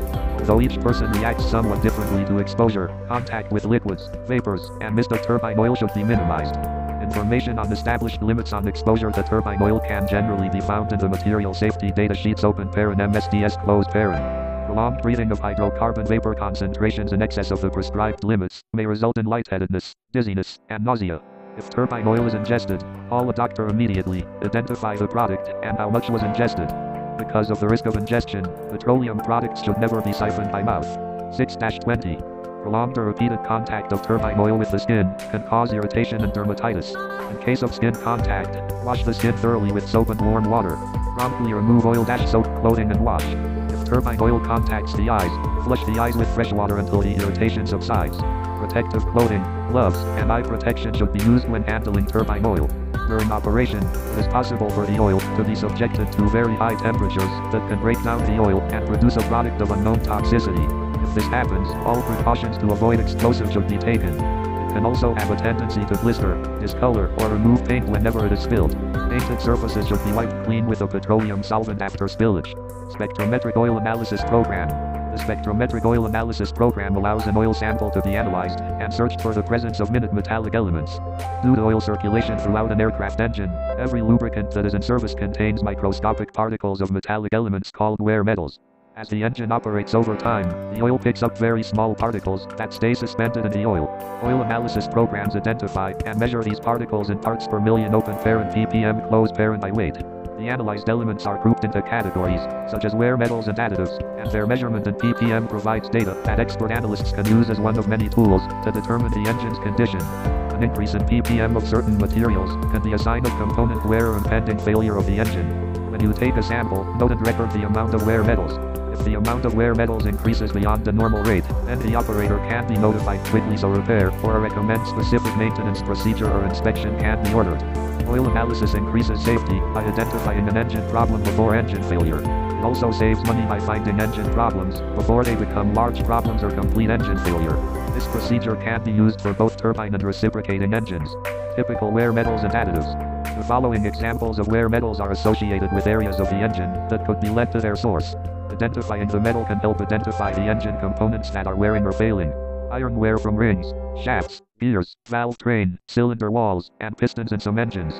Chromium primary sources are chromed parts open parent such as rings, liners, etc. closed parent and some coolant additives. Nickel secondary indicator of wear from certain types of bearings, shafts, valves, and valve guides. Aluminum indicates wear of pistons, rod bearings, and certain types of bushings. Lead mostly from tetraethyl lead contamination. Copper wear from bearings, rocker arm bushings, wrist pin bushings, thrust washers, and other bronze or brass parts, and oil additive or anti-seize compound. Tin wear from bearings. Silver wear of bearings that contain silver and, in some instances, a secondary indicator of oil cooler problems. Titanium alloy and high-quality steel for gears and bearings. Molybdenum gear ring wear and used as an additive in some oils. Phosphorus anti-rust agents, spark plugs, and combustion chamber deposits. Turbine engine lubrication systems. Both wet and dry sump lubrication systems are used in gas turbine engines. Wet sump engines store the lubricating oil in the engine proper, while dry sump engines utilize an external tank mounted on the engine, or somewhere in the aircraft structure near the engine, similar to reciprocating piston engines mentioned earlier. Turbine engines' oil systems can also be classified as a pressure relief system that maintains a somewhat constant pressure the full flow type of system, in which the pressure varies with engine speed, and the total loss system, used in engines that are for short duration operation open parent target drones, missiles, etc. closed parent. The most widely used system is the pressure relief system with the full flow, used mostly on large fan type engines. One of the main functions of the oil system in turbine engines is cooling the bearings, by carrying the heat away from the bearing, by circulating oil around the bearing. The exhaust turbine bearing is the most critical lubricating point in a gas turbine engine, because of the high temperature normally present. In some engines, air cooling is used in addition to oil cooling the bearing, which supports the turbine. Air cooling, referred to as secondary airflow, is cooling air provided by bleed air from the early stages of the compressor. This internal airflow has many uses on the inside of the engine. It is used to cool turbine disc, vanes, and blades. Also, some turbine wheels may have bleed air flowing over the turbine disc, which reduces heat radiation to the bearing surface. Bearing cavities sometimes use compressor air to aid. 6-21. In cooling the turbine bearing, this bleed air, as it is called, is usually bled off a compressor stage at a point where air has enough pressure, but has not yet become too warm open parent as the air is compressed. It becomes heated close parent. The use of cooling air substantially reduces the quantity of oil necessary to provide adequate cooling of the bearings. Since cooling is a major function of the oil in turbine engines, the lubricating oil for bearing cooling normally requires an oil cooler. When an oil cooler is required, usually a greater quantity of oil is necessary to provide for circulation between the cooler and engine. To ensure proper temperature, oil is routed through either air-cooled and / fuel-cooled oil coolers. This system is used to also heat open parent regulate closed parent the fuel to prevent ice in the fuel. Turbine lubrication system components. The following component descriptions include most found in the various turbine lubrication systems. However, since engine oil systems vary somewhat according to engine model and manufacturer, not all of these components are necessarily found in any one system. Oil tank. Although the dry sump systems use an oil tank that contains most of the oil supply, a small sump is usually included on the engine to hold a small supply of oil. It usually contains the oil pump, the scavenge and pressure inlet strainers, scavenge return connection, pressure outlet ports, an oil filter, and mounting buses for the oil pressure gauge and temperature bulb connections. A view of a typical oil tank is shown in Figure 6-31. It is designed to furnish a constant supply of oil to the engine during any aircraft attitude. This is done by a swivel outlet assembly mounted inside the tank, a horizontal baffle mounted in the center of the tank, 2 flapper check valves mounted on the baffle, and a positive vent system. The swivel outlet fitting is controlled by a weighted end that is free to swing below the baffle. The flapper valves in the baffle are normally open. They close only when the oil in the bottom of the tank tends to rush to the top of the tank during decelerations. This traps the oil in the bottom of the tank, where it is picked up by the swivel fitting. The sump drain is located in the bottom of the tank. The vent system inside the tank is so arranged that the airspace is vented at all times, even though oil may be forced to the top of the tank by deceleration of the aircraft. All oil tanks are provided with expansion space. This allows expansion of the oil after heat is absorbed from the bearings and gears, and after the oil foams as a result of circulating through the system. Some tanks also incorporate a deaerator tray for separating air from the oil returned to the top of the tank by the scavenger system. Usually these deaerators are the can type in which oil enters at a tangent. The air released is carried out through the vent system in the top of the tank. Return inlet assembly. Baffle. Vent assembly. Vent tubes. Strainer assembly. Oil outlet. Flapper door swivel assembly. Figure 6-31. Oil tank. 6-22. In most oil tanks, a pressure buildup is desired within the tank to ensure a positive flow of oil to the oil pump inlet. This pressure buildup is made possible by running the vent line through an adjustable check relief valve. The check relief valve is usually set to relieve at about 4 psi, keeping positive pressure on the oil pump inlet. If the air temperature is abnormally low, the oil may be changed to a lighter grade. Some engines may provide for the installation of an immersion type oil heater. Oil pump. The oil pump is designed to supply oil under pressure to the parts of the engine that require lubrication, and circulate the oil through coolers as needed, and return the oil to the oil tank. Many oil pumps consist of not only a pressure supply element, but also scavenge elements, such as in a dry sump system. However, there are some oil pumps that serve a single function, that is, they either supply or scavenge the oil. These pump elements can be located separate from each other and driven by different shafts from the engine. The numbers of pumping elements open parent 2 gears that pump oil close parent, pressure and scavenge depend largely on the type and model of the engine. Several scavenge oil pump elements can be used to accommodate the larger capacity of oil and air mix. The scavenge elements have a greater pumping capacity than the pressure element to prevent oil from collecting in the bearing sumps of the engine. The pumps may be one of several types, each type having certain advantages and limitations. The 2 most common oil pumps are the gear and gerator, with the gear type being the most commonly used. Each of these pumps has several possible configurations. The gear type oil pump has only 2 elements: one for pressure oil and one for scavenging. Open bracket figure 6-32 close bracket. However, some types of pumps may have several elements: one or more elements for pressure and 2 or more for scavenging. The clearances between the gear teeth and the sides of the pump wall and plate are critical to maintain the correct output of the pump. A regulating open parent relief closed parent valve in the discharge side of the pump limits the output pressure of the pump by bypassing oil to the oil filter. To accessories case. Relief valve. Shear section. From accessories case. Scavenge element. Pressure element. From supply pressure oil scavenge oil. From main bearings and coupling assembly. Figure 6-32. Cutaway view of gear oil pump. 6-23. Pump inlet when the outlet pressure exceeds a predetermined limit. Open bracket figure 6-32 close bracket. The regulating valve can be adjusted, if needed, to bring the oil pressure within limits. Also shown is the shaft shear section, that causes the shaft to shear if the pump gear should seize up and not turn. The gerator pump, like the gear pump, usually contains a single element for oil pressure and several elements for scavenging oil. Each of the elements, pressure and scavenge, is almost identical in shape. However, the capacity of the elements can be controlled by varying the size of the gerator elements. For example, the pressure element may have a pumping capacity of 3.1 gallon per minute open parent GPM closed parent as compared to 4.25 GPM capacity for the scavenge elements. Consequently, the pressure element is smaller since the elements are all driven by a common shaft. The pressure is determined by engine RPM with a minimum pressure at idling speed and maximum pressure at intermediate and maximum engine speeds.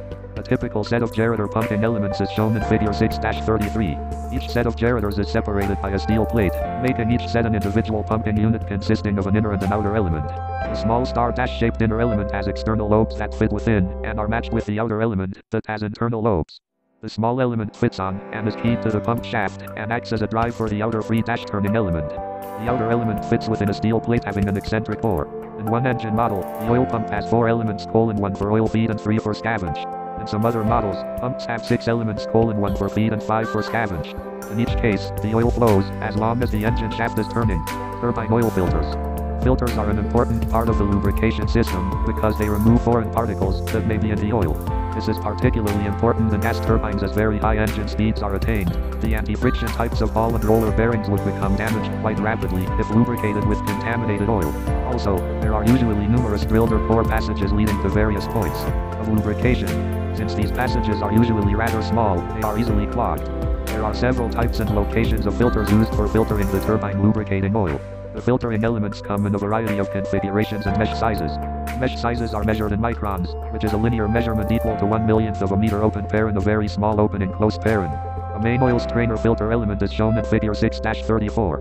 The filtering element interior is made of varying materials including paper and metal mesh. Open bracket figure 6-35 closed bracket. Oil normally flows through the filter element from the outside into the filter body. One type of oil filter uses a replaceable laminated paper element, while others use a very fine stainless steel metal mesh of about 25-35 microns. Most filters are located close to the pressure pump and consist of a filter body or housing, filter element, a bypass valve, and a check valve. The filter bypass valve prevents the oil flow from being stopped if the filter element becomes clogged. The bypass valve opens whenever a certain pressure is reached. If this occurs, the filtering action is lost, allowing unfiltered oil to be pumped to the bearings. However, this prevents the bearings from receiving no oil at all. In the bypass mode, many engines have a mechanical indicator that pops out to indicate the filter is in the bypass mode. This indication is visual and can only be seen by inspecting the engine directly. An anti-drain check valve is incorporated into the assembly to prevent the oil in the tank from draining down into the engine sumps when the engine is not operating. This check valve is normally spring-loaded closed with 4 to 6 side needed to open it. The filters generally discussed are used as main oil filters. That is, they strain the oil as it leaves the pump before being piped to the various points of lubrication. In addition to the main oil filters, there are also secondary filters located throughout the system for various purposes. For instance, there may be a finger screen filter that is sometimes used for straining scavenged oil. These screens tend to be large. Figure 6-33. Typical Gereter pumping elements. Figure 6-34. Turbine oil filter element. 6-24. Filter element. Figure 6-35. Turbine oil filter paper element. Mesh screens that trap larger contaminants. Also, there are fine mesh screens called last chance filters for straining the oil just before it passes from the spray nozzles onto the bearing surfaces. Open bracket figure 6-36 close bracket. These filters are located at each bearing and help screen out contaminants that could plug the oil spray nozzle. Oil pressure regulating valve. Most turbine engine oil systems are the pressure regulating type system that keeps the pressure fairly constant. An oil pressure regulating valve is included in the oil system on the pressure side of the pressure pump. A regulating valve system controls the system's pressure to a limited pressure within the system. It is more of a regulating valve than a relief valve, because it keeps the pressure in the system within certain limits other than only opening when the absolute maximum pressure of the system is exceeded. The regulating valve figure 6-37 has a valve held against a seat by a spring. By adjusting the tension open pair and increase close pair on the spring, you change the pressure at which the valve opens, and you also increase the system pressure. A screw pressing on the spring adjusts the tension on the valve and the system pressure. Oil pressure relief valve. Some large turbofan oil systems do not have a regulating valve. The system pressure varies with engine RPM and pump speed. There is a wide range of pressure in this system. A relief valve is used to relieve pressure only if it exceeds the maximum limit for the system. Open bracket figure 6-38 close bracket. This true relief valve system is preset to relieve pressure and bypass the oil back to the inlet side of the oil pump whenever the pressure exceeds the maximum preset system limit. This relief valve is especially important when oil coolers are incorporated in the system, since the coolers are easily ruptured because of their thin wall construction. Under normal operation, it should never open. Oil jets. Oil jets open parent or nozzles close parent are located in the pressure lines adjacent to, or within, the bearing compartments and rotor shaft. Pressure regulating valve. Figure 6-36. Last chance filter before spray nozzle. Figure 6-37. Pressure regulating valve. 6-25. Pressure relief valve. Figure 6-38. Pressure relief valve. Couplings. Open bracket figure 6-39 close bracket. The oil from these nozzles is delivered in the form of an atomized spray. Some engines use an air-oil mist spray that is produced by tapping high-pressure bleed air from the compressor to the oil nozzle outlet. This method is considered adequate for ball and roller bearings. However, the solid oil spray method is considered the better of the two methods. Oil nozzle. Oil seal. Bearing. The oil jets are easily clogged because of the small orifice in their tips. Consequently, the oil must be free of any foreign particles. If the last chance filters in the oil jets should become clogged, bearing failure usually results, since nozzles are not accessible for cleaning except during engine maintenance. To prevent damage from clogged oil jets, main oil filters are checked frequently for contamination. Lubrication system instrumentation. Gauge connection provisions are incorporated in the oil system for oil pressure, oil quantity, low oil pressure, oil filter differential pressure switch, and oil temperature. The oil pressure gauge measures the pressure of the lubricant as it leaves the pump and enters the pressure system. The oil pressure transmitter connection is located in the pressure line between the pump and the various points of lubrication. An electronic sensor is placed to send a signal to the full authority digital engine control open parent FADEC close parent control unit, and through the engine indicating and crew alerting system open parent ICAS close parent computers, and onto the displays in the flight deck. Open bracket figure 6-40 close bracket. The tank quantity transmitter information is sent to the ICAS computers. The low oil pressure switch alerts the crew if the oil pressure falls below a certain pressure during engine operation. The differential oil pressure switch alerts the flight crew of an impending oil filter bypass because of a clogged filter. A message is sent to the display in the upper ICAS display in the flight deck, as can be seen in figure 6-40. Oil temperature can be sensed at one or more points in the engine's oil flow path. The signal is sent to the FADEC/ICAS computer and is displayed on the lower ICAS display. Lubrication system. Breather systems open parent vents close parent. Breather subsystems are used to remove excess air from the bearing cavities and return the air to the oil tank, where it is separated from any oil mixed in the vapor of air and oil by the deaerator. Then, the air is vented overboard and back to the atmosphere. All engine bearing compartments, oil tanks, and accessory cases are vented together, so the pressure in the system remains the same. The vent in an oil tank keeps the pressure within the tank from rising above or falling below that of the outside atmosphere. However, the vent may be routed through a check relief valve that is preset to maintain a slight open pair and approximately 4 side closed parent pressure on the oil, to assure a positive flow to the oil pump inlet. Figure 6-39. Oil nozzle spray lubricate on bearings. 6-26. LN oil pressure. RN oil pressure. Upper ICAS display. 1.45. 1.49. 1.01. 1.37. Low oil pressure switch. Oil pressure transmitter. FADEC/EEC oil temperature probe. O. 3 bearing scavenge oil temperature probe. Engine oil pressure. Oil filter out pressure. N1. 84.421.5. Hit. 49.733.8. N2. L oil pressure R oil pressure L oil filter R oil filter. ICAS computers. Lower ICAS display. 9160. Oil quantity transmitter. 11.01.0. No. 111/2 and 2. Bearing breather. Oil tank. 12698. 1515. Oil filter and pressure. 118 108 49.7 49.7. Oil filter differential pressure switch. Figure 6-40. Oil indicating system. In the accessory case, the vent open parent or breather closed parent is a screen protected opening that allows accumulated air pressure within the accessory case to escape to the atmosphere. The scavenged oil carries air into the accessory case, and this air must be vented.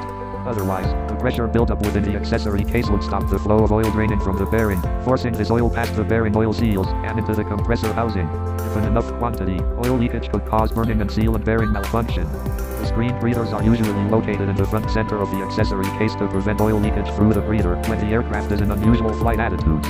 Some breathers may have a baffle to prevent oil leakage during flight maneuvers. A vent that leads directly to the bearing compartment may be used in some engines. This vent equalizes pressure around the bearing surface so that the lower pressure at the first compressor stage does not cause oil to be forced past the bearing rear oil seal into the compressor. Lubrication system check valve. Check valves are sometimes installed in the oil supply lines of dry-sump oil systems to prevent reservoir oil from seeping. Open parent high gravity close parent through the oil pump elements and high pressure lines into the engine after shutdown. Check valves, by stopping flow in an opposite direction, prevent accumulations of undue amounts of oil in the accessory gearbox, compressor rear housing, and combustion chamber. Such accumulations could cause excessive loading of the accessory drive gears during starts, contamination of the cabin pressurization air, or internal oil fires. The check valves are usually the spring-loaded ball and socket type constructed for free flow of pressure oil. The pressure required to open these valves varies, but the valves generally require from 2 to 5 side of permit oil to flow to the bearings. Lubrication system thermostatic bypass valves. Thermostatic bypass valves are included in oil systems using an oil cooler. Although these valves may be called different names, their purpose is always to maintain proper oil temperature by varying the proportion of the total oil flow passing through the oil cooler. A cutaway view of a typical thermostatic bypass valve is shown in figure 6-41. This valve consists of a valve body, having 2 inlet ports and 1 outlet port, and a spring-loaded thermostatic element. 6-27. Figure 6-41. Typical thermostatic bypass valve. Valve. The valve is spring-loaded, because the pressure drop through the oil cooler could become too great due to denting or clogging of the cooler tubing. In such a case, the valve opens, bypassing the oil around the cooler. Air oil coolers. 2 basic types of oil coolers in general use are the air-cooled and the fuel-cooled. Air oil coolers are used in the lubricating systems of some turbine engines to reduce the temperature of the oil to a degree suitable for recirculation through the system. The air-cooled oil cooler is normally installed at the forward end of the engine. It is similar in construction and operation to the air-cooled cooler used on reciprocating engines. An air oil cooler is usually included in a dry-sump oil system. Open bracket figure 6-42 close bracket. This cooler may be air-cooled or fuel-cooled, and many engines use both. Dry-sump lubrication systems require coolers for several reasons. First, air cooling of bearings, by using compressor bleed air is not sufficient to cool the turbine bearing cavities, because of the heat present in area of the turbine bearings. Second, the large turbofan engines normally require a greater number of bearings, which, figure 6-42, air oil cooler, means that more heat is transferred to the oil. Consequently, the oil coolers are the only means of dissipating the oil heat. Fuel oil coolers. The fuel-cooled oil cooler acts as a fuel oil heat exchanger, in that the fuel cools the hot oil and the oil heats the fuel for combustion. Open bracket figure 6-43 close bracket. Fuel flowing to the engine must pass through the heat exchanger. However, there is a thermostatic valve that controls the oil flow, and the oil may bypass the cooler if no cooling is needed. The fuel/oil heat exchanger consists of a series of joined tubes with an inlet and outlet port. The oil enters the inlet port, moves around the fuel tubes, and goes out the oil outlet port. Deoiler. The deoiler removes the oil from the breather air. The breather air goes into an impeller that turns in the deoiler housing. Centrifugal force drives the oil towards the outer wall of the impeller. Then, the oil drains from the deoiler into a sump or oil tank. Because the air is much lighter than the oil, it goes through the center of the impeller and is vented overboard. Magnetic chip detectors. Magnetic chip detectors are used in the oil system to detect and catch ferrous open parent magnetic close parent particles present in the oil. Open bracket figure 6-44 closed bracket scavenge oil generally flows past chip detectors, so any magnetic particles are attracted and stick to the chip detector. Chip detectors are placed in several locations but generally are in the scavenge lines for each scavenge pump, oil tank, and in the oil sumps. Some engines have several detectors to one detector. During maintenance, the chip detectors are removed from the engine and inspected for metal. If none is found, the detector is cleaned, replaced, and safety wired. If metal is found on the chip detector, an investigation should be made to find the source of the metal on the chip. Typical dry-sump pressure-regulated turbine lubrication system. The turbine lubrication system is representative of turbine engines using a dry-sump system. Open bracket figure 6-45 closed bracket. The lubrication system is a pressure-regulated, high-pressure design. It consists of the pressure, scavenge, and breather subsystems. The pressure system supplies oil to the main engine bearings and to the accessory drives. The scavenger system returns the oil to the engine oil tank that is usually mounted on the compressor case. It is connected to the inlet side of the pressure oil pump and completes the oil flow cycle. A breather system connecting the individual bearing compartments and the oil tank with the breather pressurizing valve completes. 6-28. Fuel outlet. Oil return. Oil inlet. Oil temperature control valve. Fuel inlet. Figure 6-43. Fuel oil heat exchanger cooler. The engine lubrication system. In the turbine pressure relief dry-sump lubrication system, the oil supply is carried in a tank mounted on the engine. With this type of system, a larger oil supply can be carried, and the temperature of the oil can be readily controlled. Pressure system. The oil pressure branch of the engine lubrication system is pressurized by a gear-type pressure pump located in the oil pump and accessory drive housing. Open bracket figure 6-45 closed bracket. The pressure pump receives engine oil at its lower open parent inlet closed parent side. Return oil. Chip detector. Self-sealing housing. Permanent magnet. And discharges pressurized oil to an oil filter located on the housing. From the oil filter, which is equipped with a bypass valve for operation in case the filter clogs, the pressurized oil is transmitted to a port passage running through to the pressure-regulating open parent relief closed parent valve that maintains system pressure. The pressure-regulating open parent relief closed parent valve is located downstream of the pump. It is adjusted to maintain a proper pressure to the oil metering jets in the engine. The pressure-regulating open parent relief closed parent valve is usually easily accessible for adjustment. Then, the oil flows through the fuel oil cooler and onto the bearing cavities through last-chance filters and out spray nozzles to the bearings. Pressurized oil distributed to the engine main bearings is sprayed on the bearings through fixed orifice nozzles, providing a relatively constant oil flow at all engine operating speeds. Scavenge system. The scavenge system scavenges the main bearing compartments and circulates the scavenged oil back to the tank. The scavenge oil system includes 5 gear-type pumps. Open bracket figure 6-45 closed bracket. The No.1 bearing oil scavenge pump scavenges accumulated oil from the front bearing case. It directs the oil through an external line to a central collecting point in the main accessory gearbox. The oil return from No.2 and 3 bearings is through internal passages to a central collecting point in the main. Figure 6-44. Chip detector. 6-29. The low oil pressure switch to oil pressure transmitter. The oil temperature indicator. S. Scavenge pumps. SSS. No. 4 No. 4-1/2 No. 1 No. 2 No. 3 No. 5 No. 6. Cooler bypass valve. Power shaft housing. Scavenge pumps. Test port. C. Fuel oil cooler. Breather vent port. The fuel pump driver spline LP3. No. 4 bearing seal check valve. Deaerator. C. Deoiler. Accessory gearbox. Oil tank. The oil quantity indicator. S. Pressure stage. Scavenge stage oil pump filter bypass valve. Oil pressure regulating valve. CS. C. Oil filter LP5. Supply oil pressure oil sense oil bypass oil scavenge oil breather air seal drain. Chip detector. Last-chance oil strainer. Positive displacement. Gear pump. LP6. The oil filter P-switch. Figure 6-45. Typical turbine dry-sump pressure-regulated lubrication system.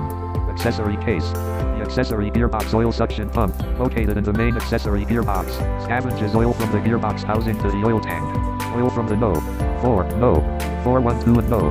5. Bearing accumulates in the bearing cavity and is scavenged to the accessory gearbox. The turbine rear bearing oil suction pump scavenges oil from the No.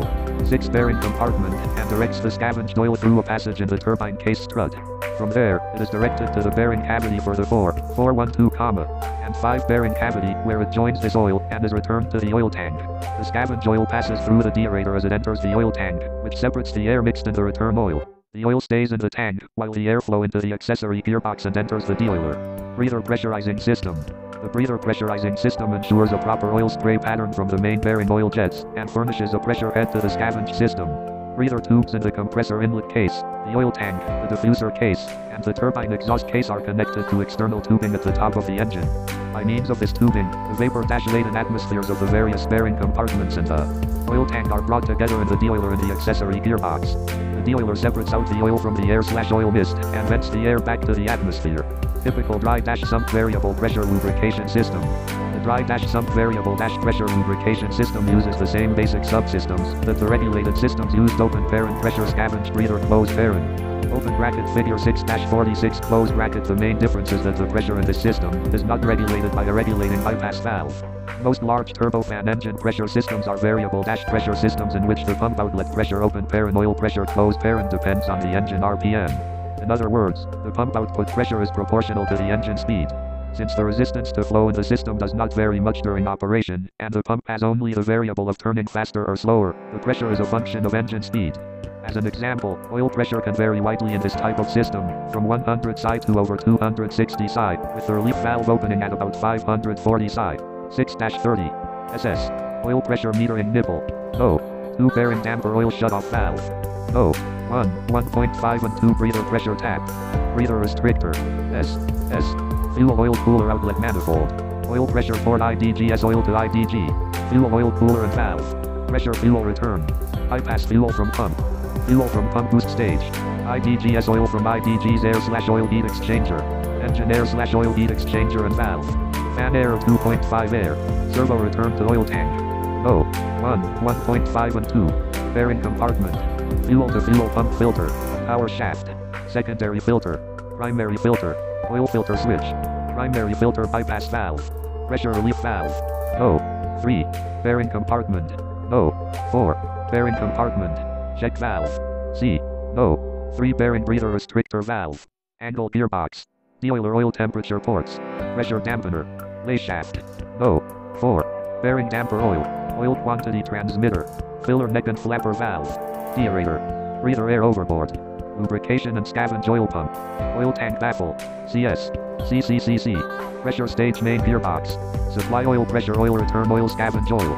Breather air scavenge and breather IDGS oil interstage fuel. S. C. Fast-chance oil filter chip detector provision. Figure 6-46.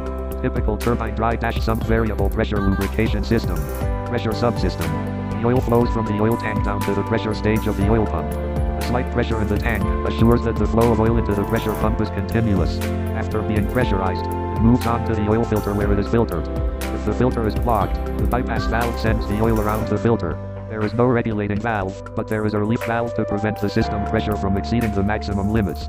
This valve is usually set to open well above the system's operating pressure. The oil flows from the filter housing to the engine air/oil cooler. The oil either bypasses the cooler open parent cold closed parent, or passes through the cooler open parent hot closed parent, and then onto the fuel oil cooler.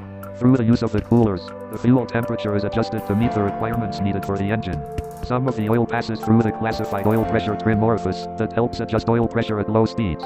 The oil now flows through the last-chance oil filters open parent strainers closed parent that remove particles from the oil if the oil filter has been bypassed.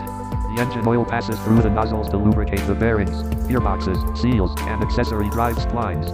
After performing its functions of lubricating, cleaning, and cooling the bearings, the oil needs to be returned to the old tank by the scavenge system. Scavenger subsystem. The scavenger oil pump has several stages that pull oil from the bearing compartments and gearboxes and sends the oil to the tank.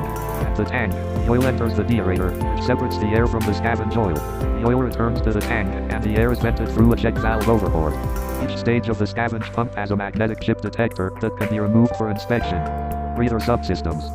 The purpose of the breather system is to remove air from the bearing compartments, separate breather air from oil, and vent the air overboard. The breather air from the bearing compartments is drawn to the gearbox by the deoiler. The deoiler is turned at high speed and causes the oil to separate from the air. The air is then vented with air from the deaerator overboard. By referring to figure 6-46, notice that the deaerator is in the oil tank and the deoiler is in the main gearbox. 6-31. Turbine engine wet-sump lubrication system. In some engines, the lubrication system is the wet-sump type. There are relatively few engines using a wet-sump type of oil system. The schematic diagram of a wet-sump oil system is shown in figure 6-47. The components of a wet-sump system are similar to those of a dry-sump system. The major difference between the two systems is the location of the oil reservoir. The reservoir for the wet-sump oil system may be the accessory gear case, or it may be a sump mounted on the bottom of the accessory case. Regardless of configuration, reservoirs for wet-sump systems are an integral part of the engine, and contain the bulk of the engine oil supply. Open bracket figure 6-47 close bracket. Included in the wet-sump reservoir are the following components: 1. A sight gauge indicates the oil level in the sump. 2. A venter breather equalizes pressure within the accessory casing. 3. A magnetic drain plug may be provided to drain the oil, and also to trap any ferrous metal particles in the oil. This plug should always be examined closely during inspections. The presence of metal particles may indicate gear bearing failure. 4. Provision may also be made for a temperature bulb and an oil pressure fitting. This system is typical of all engines using a wet-sump lubrication system. The bearing and drive gears in the accessory drive casing are lubricated by a splash system. The oil for the remaining points of lubrication leaves the pump under pressure and passes through a filter to jet nozzles that direct the oil into the rotor bearings and couplings. The oil is returned to the reservoir open parent sump closed parent by gravity. Oil from the compressor bearing and the accessories drive coupling shaft drains directly into the reservoir. Turbine oil drains into a sump, where the oil was originally pumped. Turbine engine oil system maintenance. Maintenance of gas turbine lubrication systems consists mainly of adjusting, removing, cleaning, and replacing various components. Oil filter maintenance and oil change intervals for turbine engines vary widely from model to model, depending on the severity of the oil temperature conditions imposed by the specific airframe installation and engine configuration. The applicable manufacturer's instructions should be followed. The oil filter should be removed at every regular inspection. It should be disassembled, cleaned, and any worn or damaged filter elements replaced. The following steps illustrate typical oil filter removal, cleaning, and replacement procedures. 1. Provide a suitable container for collecting the drained oil, if needed. 2. Remove the filter housing and withdraw the filter assembly. Open bracket figure 6-48 close bracket. Discard the old seals. 3. Immerse the screen or filter in an approved carbon remover at room temperature for a few minutes. Rinse them in a degreaser fluid or cleaning solvent. Then, blow them dry with an air jet. 4. Then, install the filter in the filter housing assembly. Place a new seal and tighten to the torque prescribed in the manufacturer's instructions. 5. Secure with lock wire. Sight gauge. Oil fill cap. Wet-sump. Figure 6-47. Typical turbine wet sump system. 6-32. Figure 6-48. Oil filter housing. To adjust the oil pressure, first remove the adjusting screw acorn cap on the oil pressure relief valve. Then, loosen the lock nut and turn the adjusting screw clockwise to increase, or counterclockwise to decrease, the oil pressure. In a typical turbojet lubrication system, the adjusting screw is adjusted to provide an oil pressure of 45, plus or minus 5 psi, at approximately 75% of normal rated thrust. The adjustment should be made while the engine is idling. It may be necessary to perform several adjustments before the desired pressure is obtained. When the proper pressure setting is achieved, tighten the adjusting screw lock nut, and install the acorn cap with a new gasket, then tighten and secure with lock wire. Maintenance of scavenge and breather systems at regular inspections includes checks for oil leaks and security of mounting of system components. Also, check chip detectors for particles of ferrous material, and clean last-chance filters. Install and safety. Engine cooling systems. Excessive heat is always undesirable in both reciprocating and turbine aircraft engines. If means were not available for its control or elimination, major damage or complete engine failure would occur. Though the vast majority of reciprocating engines are air-cooled, some diesel liquid-cooled engines are being made available for light aircraft. Open bracket figure 6-49 close bracket. In a liquid-cooled engine, around the cylinder are water jackets, in which liquid coolant is circulated, and the coolant takes away the excess heat. The excess heat is then dissipated by a heat exchanger or radiator using airflow. Turbine engines use secondary airflow to cool the inside components, and many of the exterior components. Reciprocating engine cooling systems. An internal combustion engine is a heat machine that converts chemical energy in the fuel into mechanical energy at the crankshaft. It does not do this without some loss of energy, however, and even the most efficient aircraft engines may waste 60 to 70% of the original energy in the fuel. Unless most of this waste heat is rapidly removed, the cylinders may become hot enough to cause complete engine failure. Excessive heat is undesirable in any internal combustion engine for three principal reasons: 1. It affects the behavior of the combustion of the fuel/air charge. 2. It weakens and shortens the life of engine parts. 3. It impairs lubrication. If the temperature inside the engine cylinder is too great, the fuel-air mixture is preheated, and combustion occurs before the desired time. Since premature combustion causes detonation, knocking, and other undesirable conditions, there must be a way to eliminate heat before it causes damage. 1 gallon of aviation gasoline has enough heat value to boil 75 gallons of water. Thus, it is easy to see that an engine that burns 4 gallons of fuel per minute releases a tremendous amount of heat. About 1/4 of the heat released is changed into useful power.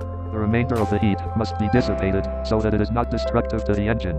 In a typical aircraft power plant, half of the heat goes out with the exhaust and the other is absorbed by the engine.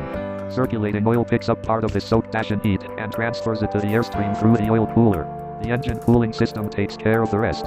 Cooling is a matter of transferring the excess heat from the cylinders to the air, but there is more to such a job than just placing the cylinders in the airstream. The cylinder on the large engine is roughly the size of a gallon jug. Its outer surface, however, is increased by the use of cooling fins so that it presents a barrel-sized exterior to the cooling air. Such an arrangement increases the heat transfer by convection. If too much of the cooling fin area is broken off, the cylinder cannot cool properly and a hot spot develops. Therefore, cylinders are normally replaced if a specified number of square inches of fins are missing. Cowling and baffles are designed to force air over the cylinder cooling fins. Open bracket figure 6-50 close bracket. The baffles direct the air close around the cylinders and prevent it from forming hot pools of stagnant air while the main streams rush by unused. Glass tubes are built into the baffles to direct jets of cooling air onto the rear spark plug elbows of each cylinder to prevent overheating of ignition leads. An engine can have an operating temperature that is too low. For the same reasons that an engine is warmed up before takeoff, it is kept warm during flight.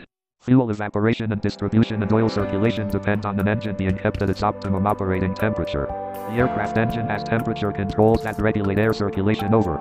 Figure 6-49. Diesel liquid-cooled aircraft engine. 6-33. Deflector. Figure 6-51. Regulating the cooling airflow. Air baffle. Figure 6-50. Cylinder baffle and deflector system. The engine. Unless some controls are provided, the engine could overheat on takeoff and get too cold in high altitude, high-speed and low-power letdowns. The most common means of controlling cooling is the use of cowl flaps. Open bracket figure 6-51 close bracket. These flaps are opened and closed by electric motor-driven jack screws, by hydraulic actuators, or manually in some light aircraft. When extended for increased cooling, the cowl flaps produce drag and sacrifice streamlining for the added cooling. On takeoff, the cowl flaps are opened only enough to keep the engine below the red line temperature. Heating above the normal range is allowed so that drag is as low as possible. During ground operations, the cowl flaps should be opened wide since drag does not matter and cooling needs to be set at maximum. Cowl flaps are used mostly with older aircraft and radial engine installations. Some aircraft use augmenters to provide additional cooling airflow. Open bracket figure 6-52 close bracket. Each nacelle has 2 pairs of tubes running from the engine compartment to the rear of the nacelle. The exhaust collectors feed exhaust gas into the inner augmenter tubes. The exhaust gas mixes with air that has passed over the engine and heats it to form a high-temperature, low-pressure, jet-like exhaust. This low-pressure area in the augmenters draws additional cooling air over the engine.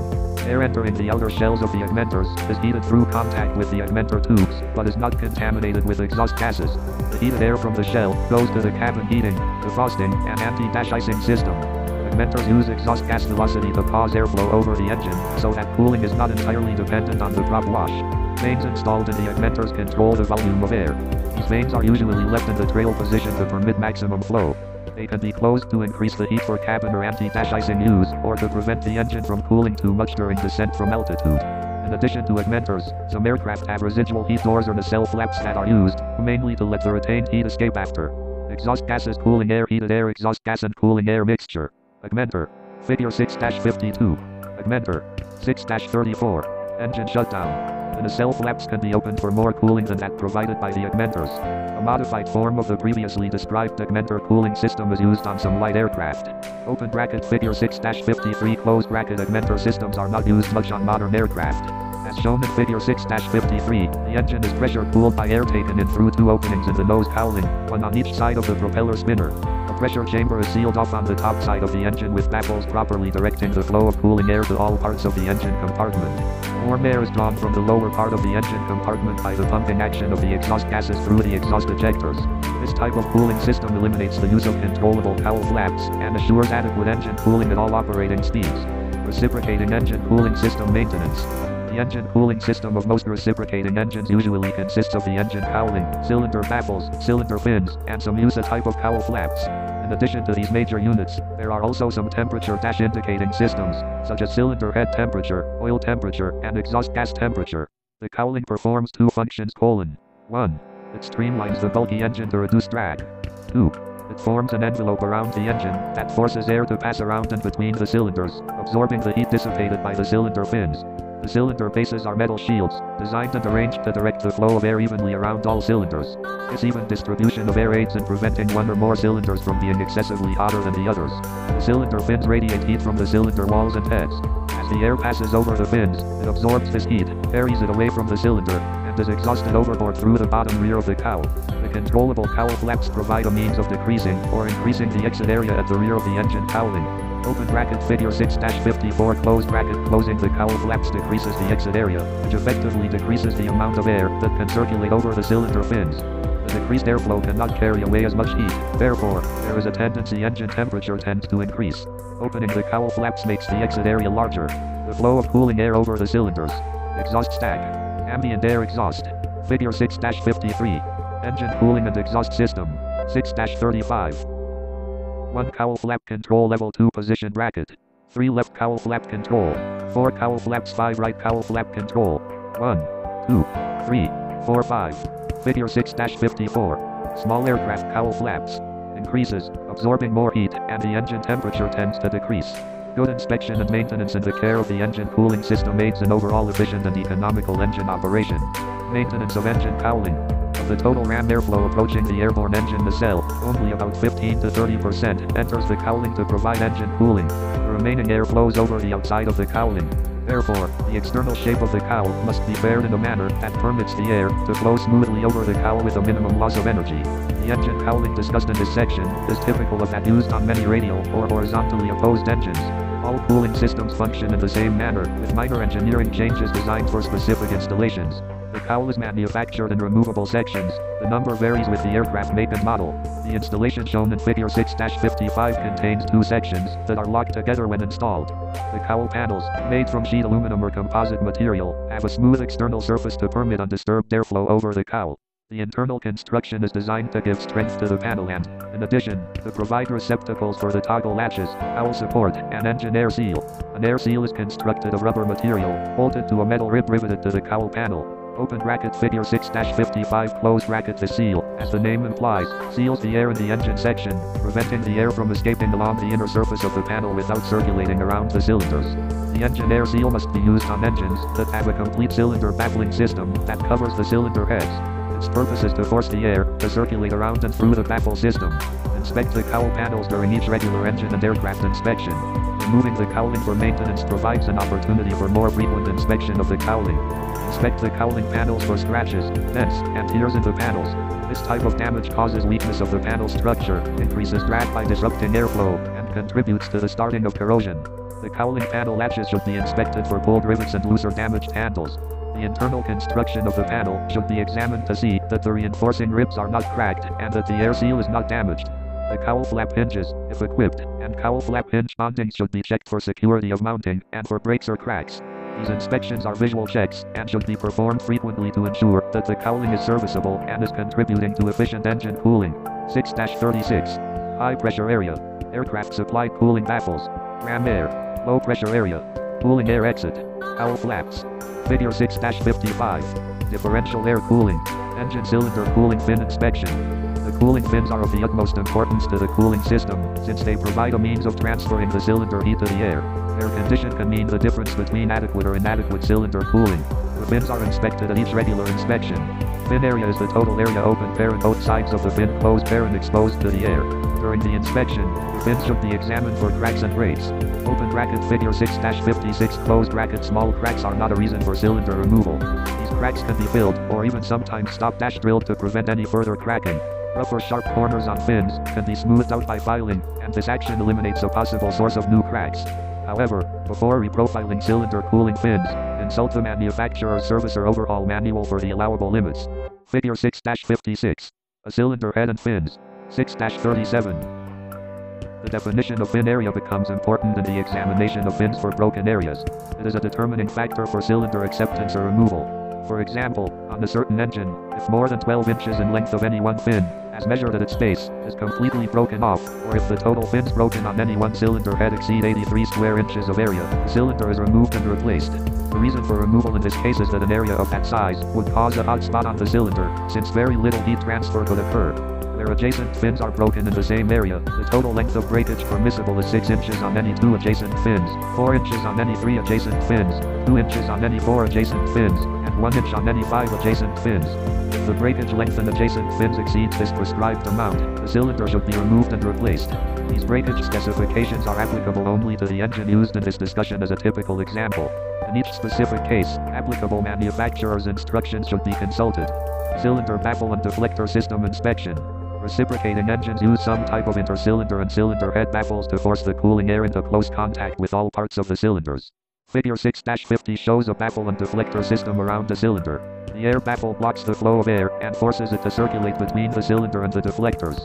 Figure 6-57 illustrates a baffle and deflector arrangement designed to cool the cylinder head. The air baffle prevents the air from passing away from the cylinder head and forces it to go between the head and deflector. Although the resistance offered by baffles to the passage of the cooling air demands that an appreciable pressure differential be maintained across the engine to obtain the necessary airflow, the volume of cooling air required is greatly reduced by employing properly designed and located cylinder deflectors. As shown in Figure 6-55, the airflow approaches the nacelle and piles up at the top of the engine, creating a high pressure in the top of the cylinders. This piling up of the air reduces the air velocity. The outlet at the bottom rear of the cowling produces a low dash pressure area. As the air nears the cowl exit, it is speeded up again and merges smoothly with the airstream. The pressure differential between the top and the bottom of the engine forces the air past the cylinders through the passages formed by the deflectors. The baffles and deflectors normally are inspected during the regular engine inspection, but they should be checked whenever the cowling is removed for any purpose. Checks should be made for cracks, dents, or loose hold-down studs. Cracks or dents, if severe enough, would necessitate repair or removal and replacement of these units. However, a crack that has just started can be stop-drilled, and dents can be straightened, permitting further service from these baffles and deflectors. Cylinder temperature indicating systems. This system usually consists of an indicator, electrical wiring, and a thermocouple. The wiring is between the instrument and the nacelle firewall. At the firewall, one end of the thermocouple leads connects to the electrical wiring, and the other end of the thermocouple leads connects to the cylinder. The thermocouple consists of two dissimilar metals, generally constantan and iron, connected by wiring to an indicating system. If the temperature of the junction is different from the temperature where the dissimilar metals are connected to wires, a voltage is produced. This voltage sends a current through wires to the indicator, a current-measuring instrument graduated in degrees. The thermocouple end that connects to the cylinder is either the bayonet or gasket type. To install the bayonet type, the knurled nut is pushed down and turned clockwise until it is snug. Open bracket Figure 6-58 close bracket and removing this type, the nut is pushed down and turned counterclockwise until released. The gasket type fits under the spark plug and replaces the normal spark plug gasket. Open bracket Figure 6-59 close bracket. When installing a thermocouple lead, remember not to cut off the lead, because it is too long. This part of the probe presses against the cylinder head when installed. Cowl panel air seal. Air baffle. Deflector. The nut lock the probe in the cylinder head socket. Figure 6-58. Bayonet type CHT probe. Figure 6-57. Cylinder head baffle and deflector system. 6-38. Gasket type cylinder head temperature probe. Figure 6-59. Gasket type CHT probe. But coil and tie up the excess length. The thermocouple is designed to produce a given amount of resistance. If the length of the lead is reduced, an incorrect temperature reading results. The bayonet or gasket of the thermocouple is inserted or installed on the hottest cylinder of the engine, as determined in the block test. When the thermocouple is installed and the wiring connected to the instrument, the indicated reading is the cylinder temperature. Prior to operating the engine, provided it is at ambient temperature, the cylinder head temperature indicator indicates the free outside air temperature. That is one test for determining that the instrument is working correctly. The cover glass of the cylinder head temperature indicator should be checked regularly to see that it is not slipped or cracked. The cover glass should be checked for indications of missing or damaged diesels that indicate temperature limitations. If the thermocouple leads were excessive in length and had to be coiled and tied down, the tie should be inspected for security or chafing of the wire. The bayonet or gasket should be inspected for cleanness and security of mounting. When operating the engine, all of the electrical connections should be checked if the cylinder head temperature pointer fluctuates. EGT probe mounted in exhaust stack. Figure 6-60. EGT probe and exhaust stack. Exhaust gas temperature indicating systems. The exhaust gas temperature indicator consists of a thermocouple placed in the exhaust stream just after the cylinder port. Open bracket figure 6-60 closed bracket. It is then connected to the instrument in the instrument panel. This allows for the adjustment of the mixture, which has a large effect on engine temperature. By using this instrument to set the mixture, the engine temperature can be controlled and monitored. Turbine engine cooling. The intense heat generated when fuel and air are burned necessitates that some means of cooling be provided for all internal combustion engines. Reciprocating engines are cooled either by passing air over fins attached to the cylinders, or by passing a liquid coolant through jackets that surround the cylinders. The cooling problem is made easier because combustion occurs only during every fourth stroke of a first-cycle engine. The burning process in a gas turbine engine is continuous, and nearly all of the cooling air must be passed through the inside of the engine. If only enough air were admitted to the engine to provide an ideal air/fuel ratio of 15:1, internal temperatures would increase to more than 4,000 degrees F. In practice, a large amount of air in excess of the ideal ratio is admitted to the engine. The large surplus of air cools the hot sections of the engine to acceptable temperatures ranging from 1,500 degrees to 2,100 degrees F. Because of the effect of cooling, the temperatures of the outside of the case are considerably less than those encountered within the engine. The hottest area occurs in and around the turbines. Though the gases have begun to cool a little at this point, the conductivity of the metal in the case carries the heat directly to the outside skin. The secondary air passing through the engine cools the combustion-chamber liners. The liners are constructed to induce a thin, fast-moving film of air over both the inner and outer surfaces of the liner. And annular type burners frequently are provided with a center tube to let cooling air into the center of the burner to promote high combustion efficiency and rapid dilution of the hot combustion gases, while minimizing pressure losses. In all types of gas turbines, large amounts of relatively cool air join and mix with the burned gases aft of the burners to cool the hot gases just before they enter the turbines. Cooling air inlets are frequently provided around the exterior of the engine to permit the entrance of air to cool the turbine case, the bearings, and the turbine nozzle. Internal air is bled from the engine compressor section and is vented to the bearings and other parts of the engine. Air vented into or from the engine is ejected into the exhaust stream. When located on the side of the engine, the case is cooled by outside air. 6-39.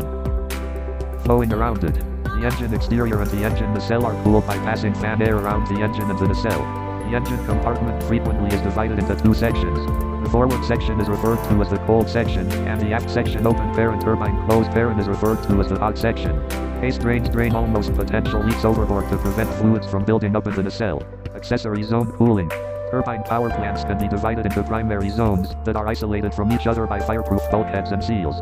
The zones are the fan case compartment, intermediate compressor case compartment, and the core engine compartment. Open bracket figure 6-61 closed bracket calibrated airflows are supplied to the zones to keep the temperatures around the engine at levels that are acceptable. The airflow provides for proper ventilation to prevent a buildup of any harmful vapors. Zone 1, for example, is around the fan case that contains the accessory case and the electronic engine control open parent EEC closed parent. This area is vented by using ram air through an inlet in the nose cowl and is exhausted through a louvered vent in the right fan cowling. If the pressure exceeds a certain limit, the pressure relief door opens and relieves the pressure. Zone 2 is cooled by fan air from the upper part of the fan duct and is exhausted at the lower end back into the fan air stream. This area has both fuel and oil lines, so removing any unwanted vapors would be important. Zone 3 is the area around the high-pressure compressor to the turbine cases. This zone also contains fuel and oil lines and other accessories. Air enters from the exhaust of the pre-cooler and other areas and is exhausted from the zone through the aft edge of the thrust reverser inner wall and the turbine exhaust sleeve. Turbine engine insulation blankets. To reduce the temperature of the structure in the vicinity of the exhaust duct or thrust augmenter open parent afterburner closed parent, and to eliminate the possibility of fuel or oil coming in contact with the hot parts of the engine, it is sometimes necessary to provide insulation on the exhaust duct of gas turbine engines. The exhaust duct surface temperature runs quite high. A typical insulation blanket and the temperatures obtained at various locations are shown in figure 6-62. This. Zone 2 ventilation inlet IP compressor compartment open parent zone 2 closed parent. Thrust reverser seal leaks open parent zone 3 inlet closed parent fan case compartment open parent zone 1 closed parent. Pre-cooler. Zone 1 ventilation inlet. Turbine case cooling. Ram air. Zone 2 drainage pipe zone 1 ventilation exit. Zone 1 pressure relief door. Zone 2 ventilation exit. Figure 6-61. Accessory zone cooling. 6-40. Cooling air 120 degrees F. Exhaust gas 1000 degrees F. Outer engine compartment stainless steel shroud 350 degrees F. Fiberglass aluminum foil fiberglass silver foil exhaust duct 900 degrees F. Figure 6-62. Typical engine insulation blanket. Blanket contains fiberglass as the low conductance material and aluminum foil as the radiation shield. The blanket is suitably covered, so that it does not become oil-soaked. Insulation blankets have been used rather extensively on many installations in which long exhaust is needed. Some auxiliary power units, open pair and APU closed pair and mounted in the tail cone of transport aircraft, have air that surrounds the exhaust tailpipe that provides cooling and protects the surrounding structure. 6-41. 6-42. Chapter 7. Propeller.